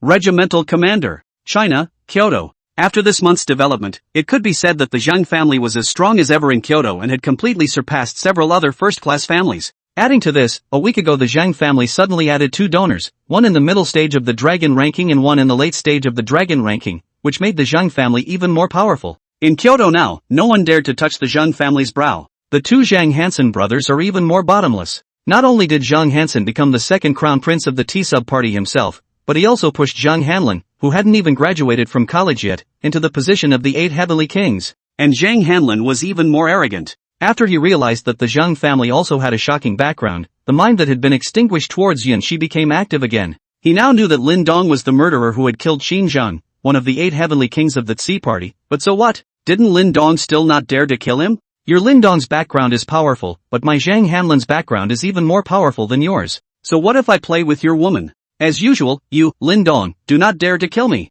Otherwise the whole of China will not be able to tolerate you. That's his bottom line. However, he hadn't laid his hands on Yunxi yet, because the Zhang family had another important matter to attend to recently, and when this matter was finished, he would be ready to use force on Yunxi. And with this done, the Zhang family might just squeeze into the ranks of the top gentry. When the time comes, I don't care if Yunxi is willing or not, you will first put the green hat on Lin Dong. See what you can do to me? The Great Wall Club. Once again, Zhang Hansen called a meeting with the members of the T-sub party, but this time no one dared to question him. Xiao Chengquan had a gloomy face and didn't even dare to let out a fart. T-sub Zhao Shidao was also quietly waiting for Zhang Hansen to speak. With the arrival of the 2 great masters of the Zhang clan, Zhao Shidao already viewed Zhang Hansen as someone on the same level as himself. Although he was not strong enough, his identity background was enough. He also didn't expect Tyrant Zhang Yuntian to be so powerful, casually sending out 2 people who were great experts in the mid and late stages of the dragon ranking. A strong person of this level was also a bottom of the barrel existence in their great families, and would not easily make a move. Since everyone likes to kill in seconds, then kill in seconds. But urban novels fight fast. The cool point is the pre-paving. Zhang family now climbed higher. The next fall the more miserable, have to first let them arrogant a little time, or look at the unpleasant. So we do not panic. Zhang family immediately finished. Thank you for your support. Your support is my greatest motivation. Chapter 214, Witnessing the Rise of the Zhang Family. Zhang Hansen swept a glance at the several heavenly kings of the Tsi party, and anyone he saw unconsciously lowered their heads. Nowadays, the Zhang family had begun to have the tendency to leave behind the first-class families and cross over into the top tier of luxury families. Not for the likes of them to be offended by. Zhang Hanlin sat down excitedly. It was his first time attending a T-sub party caucus. In the past, he was only a mid-level member of the T-sub party, and he had seen the might of the T-sub party's 8 heavenly kings a long time ago, and dreamed of one day standing with them. I just didn't expect this day to come so soon. The 4 great males of Qingmu University, the other 3, once they heard that he had become one of the 8 heavenly kings of the T-sub party, all of them had flattered up and wanted to follow him, and all of them had now been taken under his command. The T-sub party is absolutely sacred among the younger generation in Kyoto, and everyone is proud to be a member of the T-sub party. As for him, nowadays, as one of the 8 heavenly kings of the T-sub party, he was considered a number 1 among the younger generation in Kyoto. Now he could be said to be the star of the show in the school, with countless family sons and daughters fawning over him. But it was a pity that Jinshi still hadn't come to school and couldn't see all of this. At this time, Zhang Hansen said, calling you all to come today, there is something I want to say to you. Our Zhang family has newly joined 2 offerings, elders under my uncle. In order to welcome them, our Zhang family is preparing to organize a banquet 3 days later, when the major families in Kyoto will come. I hope you will also come to show your support for Zhang, and in the meantime, I will also let you see the late stage of the dragon ranking. Such a elegance of a great expert. Don't worry, Crown Prince Zhang, we will definitely be there when the time comes. Yes, we'll be there. Everyone spoke up. What? Xiao Erlang, you seem unwilling? Zhang Hansen said as he stared at Xiao Chengquan. Xiao Chengquan revealed a smile that was worse than tears and said, Prince Zhang is joking. How could I be unwilling? 3 days later, I will definitely be the first to arrive. The Xiao family was originally slightly better than the Zhang family, but now that the Zhang family had received the resources of the T sub-party as well as the help of the tyrant Zhang Yuntian, they had already left his Xiao family far behind. Even if he and Zhang Hansen were no longer at odds and no longer served Zhang Hansen, he still knew that the Zhang family was in the ascendant now, and it was not the time to offend them, so he could only bow his head and give in. However, if the Zhang family had a day of decline, he would definitely not hesitate to run up and step on them twice. That's good. I thought you didn't want to give me face and wouldn't go, Zhang Hansen said with a smirk. Immediately after that, Zhang Hansen said to Zhao Shidao, Brother Zhao, you must be there at that time. Hansen invited, how can I not come? I also want to see the elegance of a late-stage dragon ranking grandmaster. Zhao Shidao replied with a smile. Since everyone has agreed, 3 days later, I will be waiting for all of you at the Zhang mansion. By the way, I forgot to mention that this time, there are still more than a dozen elders of this level sent to our family from my uncle. After Zhang Hansen finished speaking, he laughed loudly and walked out of the private room, and Zhang Hanlin followed him out as well. The few remaining people were in the booth, wide-eyed, all with a resigned look on their faces. Prince! Xiao Chengquan wanted to say something, but was interrupted by Zhao Shidao. Chengquan, bear with it for now. The rise of the Zhang family has become unstoppable. With the strength and power displayed by Zhang Yuntian, no one can stop the Zhang family, that's all. Everyone prepare more generous gifts when the time comes, and make good relations with the Zhang family. They are all from the T sub-party. I believe that Hansen won't hold a grudge. Zhao Shidao also got up and left the private room after he finished speaking. After the several heavenly kings looked at each other twice, they all sighed and left as well. Since Ci had said that the rise of the Zhang family had become unstoppable, what could they do? It's better to prepare a big gift to make good relations with the Zhang family in 3 days, as Ci said. Yun Zhanghai and his wife have been experiencing both fire and ice in recent times. Originally, almost a month ago, the Zhang family had already given up their suppression of their family, and had even sent 54% of Yume Ren's shares. Yun Zhanghai's position was also restored, and the leadership also intended to give him a heavier burden, ready to correct him. But the good times didn't last long, and in the last few days all sorts of problems have reappeared. The company ran into problems again and Yun Zhanghai's position was put on hold. The two couples were at home all day with sad faces.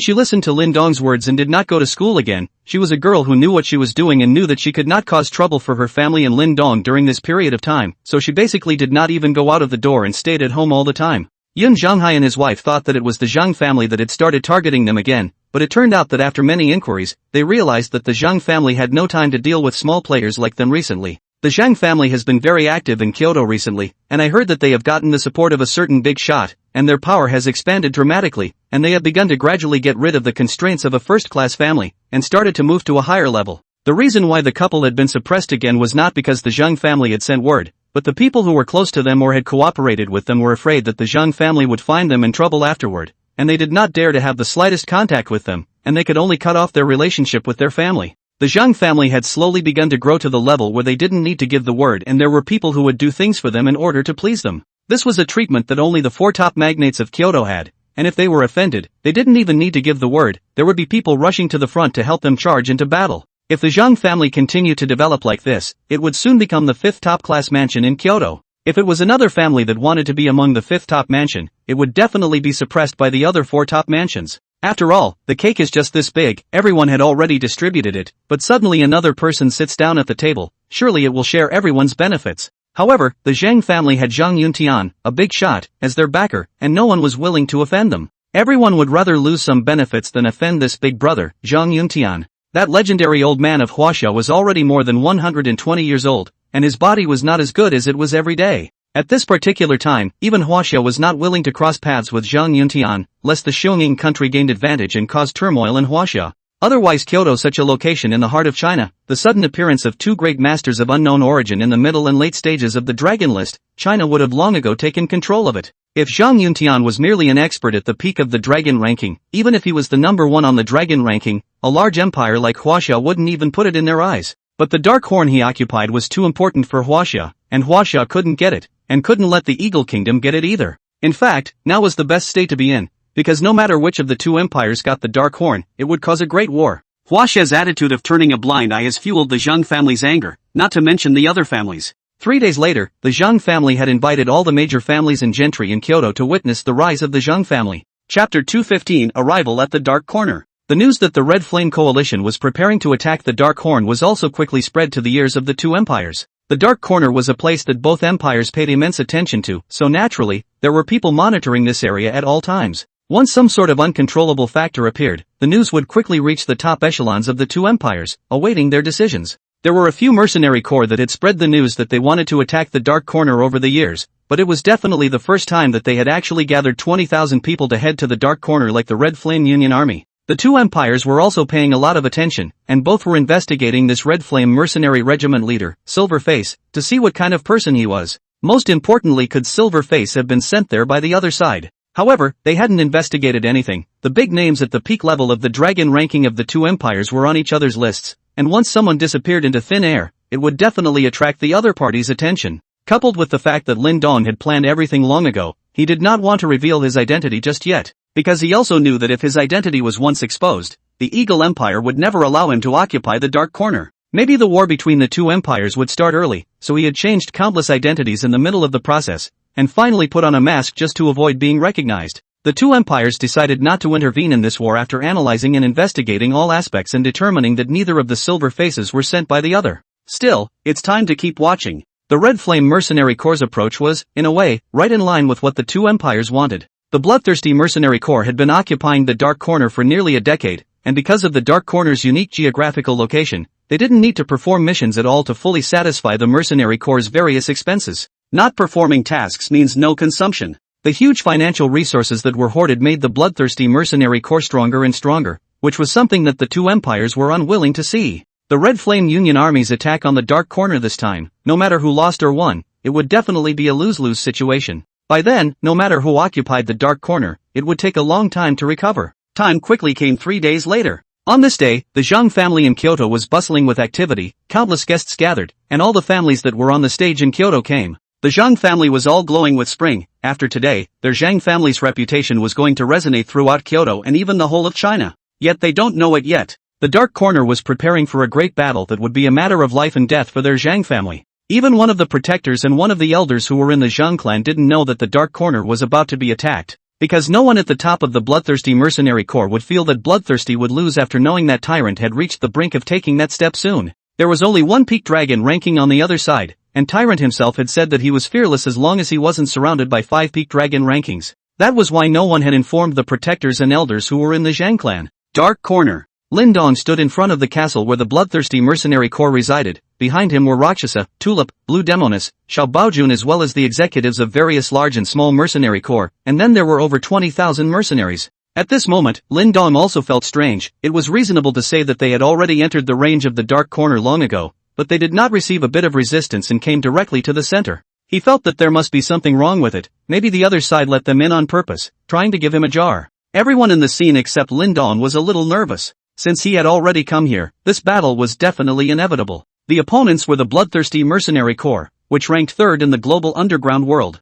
Tyrant was even the first person on the dragon ranking, and his reputation spread far and wide. Losing may mean death. Winning, that's huge benefits and fame. Leader Silverface, we didn't encounter a bit of resistance coming in. Could we have been tricked? One of the large mercenary group leaders in the late stage of the dragon ranking asked. Don't worry, all the leaders, in front of absolute strength, any plotting and scheming will pale in comparison. When I kill the tyrant, the heart of the bloodthirsty army will be scattered. At that time, they will only think of escaping, and won't even have the heart to start a war with all of you, and you will be able to attack the castle without any resistance. Lin Dong looked at the castle in front of him and said expressionlessly, then let's hope that Captain Silverface can settle the battle soon. In the castle. Warlord, is it all arranged? Tyrant Zhang Yuntian asked. Back to the leader, everything has been arranged. The enemy's way back has been blocked. This time let them have no return. The military division replied. Very well. Everyone listen to the armsmaster's arrangement. Each of you go back to your respective positions and stand by. When I kill Silverface and break the enemy's confidence, you can all go out and kill the enemy in one fell swoop. Yes. Head of the regiment. May the troop leader exterminate the enemy and return in triumph. All the bloodthirsty senior officers said loudly together. Depart. With Tyrant Zhang Yuntian's command. So the bloodthirsty executives all went to where they belonged as arranged by the military division. Some of them directly left the castle through secret passages and came to the rear of the Red Flame Allied army, ready to block their rear path. Lin Dong was about to tentatively ask Xiao Baojun and the others to drop 2 small artillery shells into the castle to see the situation. A few people appeared on the dozen-meter-high castle across the street. At the head of the group was a middle-aged man with a somewhat pale face and a folding fan in his right hand. The man a gaze over. Apart from Lin Dong, everyone else unconsciously withdrew a step back, which showed the strength of the tyrant's intimidating power.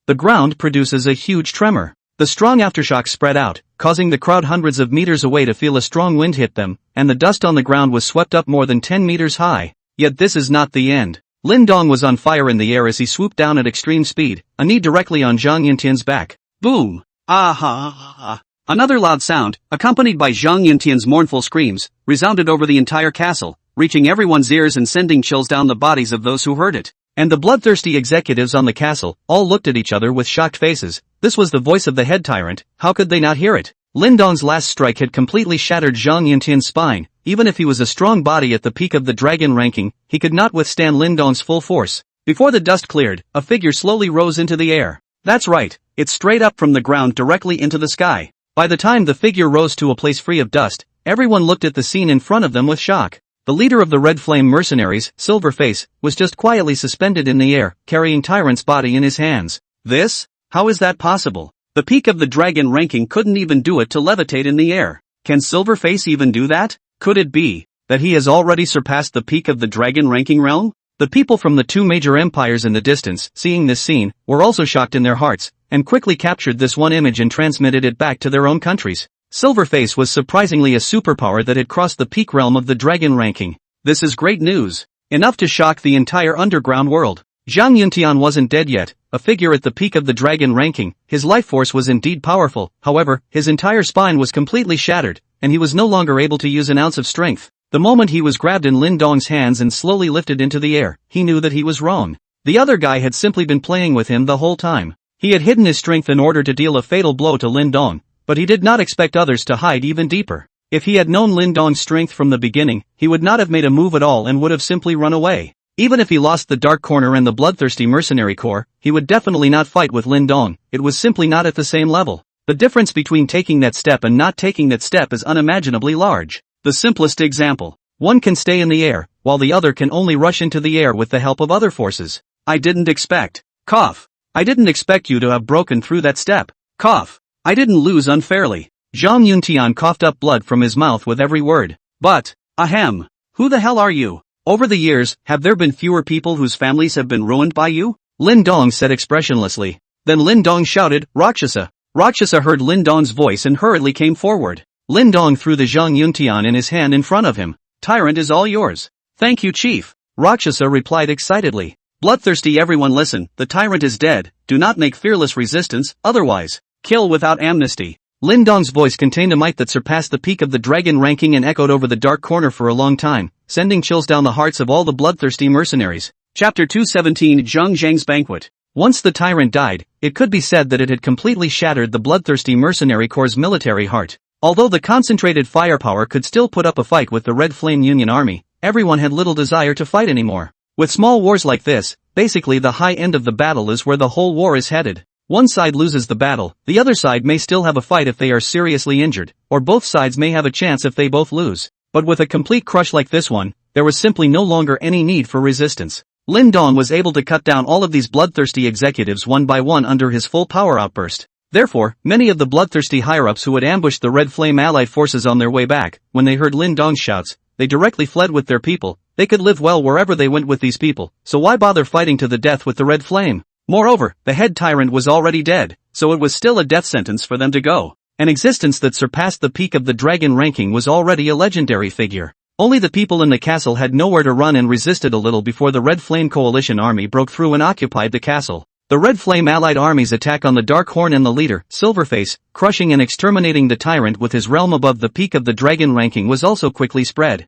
The top echelons of the two empires were the first to receive the news, and they were the last to want the Dark Corner to be occupied by a superpower. If they had known that Silverface was so strong they might have found a way to thwart it. Now that Silverface's strength surpassed the peak of the dragon ranking, it was somewhat out of their control. The stronger the Dark Corner controller was, the greater the threat to the other side if they favored one side in the future, and what they wished for the most was for the Dark Corner to be in a constant state of war. But there was no way out now. The Dark Corner had already been taken over by Silverface, and it was too late to stop it, not to mention that a superpower wasn't made of clay. The first time Hua Xia received the news, he immediately had Zhou Zhenghua lead a team to the Zheng family in Kyoto to bring the two top executives of the bloodthirsty mercenary corps back for investigation, to prevent them from going berserk and hurting people after receiving the news, and affecting the stability of the society. Although there were people watching before, They weren't strong enough to stop two bloodthirsty executives in the middle to late stages of the dragon ranking. Otherwise, with the strength of these two, once they were out of sight, there was no telling how much effort it would take to find them. Moreover, the tyrant was dead and the dark corner had been breached. These two were always an unstable factor when they stayed in Huaxia.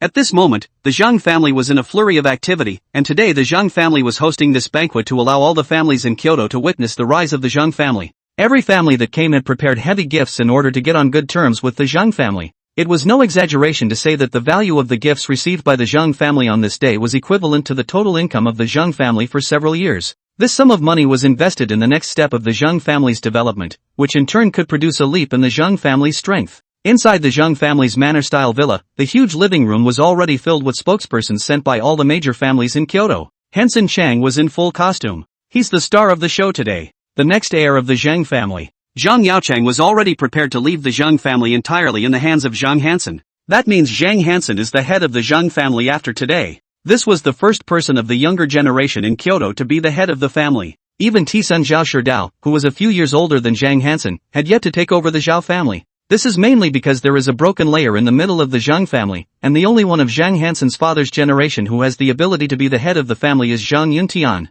However, Zhang Yuntian was unable to return, so the position of the family head had been held by Zhang Yaocheng, and now that Zhang Hansen had gradually shown the demeanor of a family head, so Zhang Yaocheng was also ready to step down as the family head and take care of himself in his old age. Zhang Yaocheng appeared on the second floor with Zhang Hansen, facing the many representatives of the great clans in the hall. Zhang Yaocheng said, "From today, Zhang Hansen officially takes over the position of the Zhang family's head, and I'm also finally a complete success. I can take care of myself. Hansen, come on, say a few words. Welcome to this banquet organized by my Zhang family. Everyone who came here today is a friend of my Zhang family. In the future, wherever you need to use me, please feel free to open your mouths. As long as I, Zhang Hansen, can do it, I will never postpone it." Hansen Chang came out with a polite paragraph. No one would take it too seriously. The thought crossed everyone's mind. We don't ask for your Zhang family's help either, as long as your Zhang family doesn't make things difficult for us in the future. You're welcome, Family Master Zhang. You're the first of the younger generation to take over the position of Family Master from our great families in Kyoto. Family Master Zhang is not even 30 years old now, is he?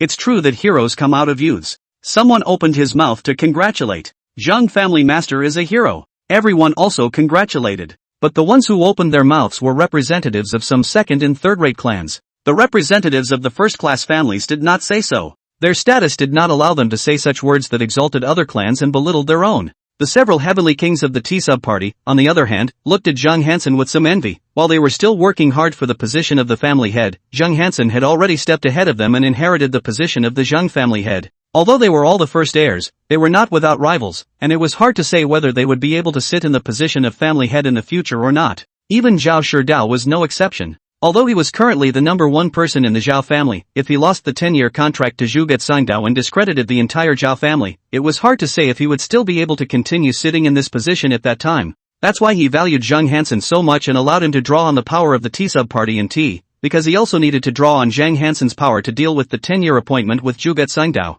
In his mind, it's an exchange of benefits. The stronger the Zhang family was, the more it would help him. Everyone is polite. Next, I will introduce you to the two newest envoys of my Zhang family. Both of them are my uncle Zhang Yuntian's right-hand men, and were specially sent by my uncle to help my Zhang family this time. At this time, the two bloodthirsty mercenary corps protectors and elders stood beside Zhang Hansen on the left and right. Zhang Yuntian's name was considered to be completely exposed. Previously his name was only circulated among the older generation of the big families, but now it was exposed by Zhang Hansen. Many small clans did not know who Zhang Yuntian was. Be prepared to wait until you go back and ask around. After today, Zhang Yuntian's name was destined to resound throughout Kyoto, shocking everyone. That's what Zhang Hansen is all about. The undercard is shown, and even if I don't use it, it will be a huge deterrent. Zhao Shidao glanced at the two behind Zhang Hansen and asked in a low voice, "Uncle Zhuang, how is it?" A middle-aged man beside him replied, "Young master. The news is correct. 1 mid-dragon ranking and 1 late dragon ranking, very strong." Got it. Zhao Shidao took a deep breath and said, Zhang Yuntian had so many experts under his command that he casually sent out 2 people of this level? Zhang Hansen had said that there were more than a dozen other strong people of this level under Zhang Yuntian. If this is true, this power is really strong and scary. Chapter 218, the news comes in. Zhang Hansen is speaking at length. 2 bloodthirsty executives stood behind him. With their status and realm, they still had to let Zhang Hansen, a brat who hadn't even reached the tiger ranking, pull out and sell his face, although it made them a bit stifled. But it can't be helped. Who made this kid the chief's own nephew? When he was leaving, the head tyrant had personally explained that he must cooperate with the Zhang family's plans and help the Zhang family develop. They didn't dare to go against the headmaster's words despite their heart's displeasure, and the Zhang family was really good to them. Been here a week or so, living more dashingly than the dark corner, wanting money and women. They also appropriately cooperated with Zhang Hansen to reveal their strength and release a bit of their breath. They even felt that it was actually not bad to be in the Zhang family all the time, just show up for the Zhang family once in a while, and usually lived like a supreme emperor.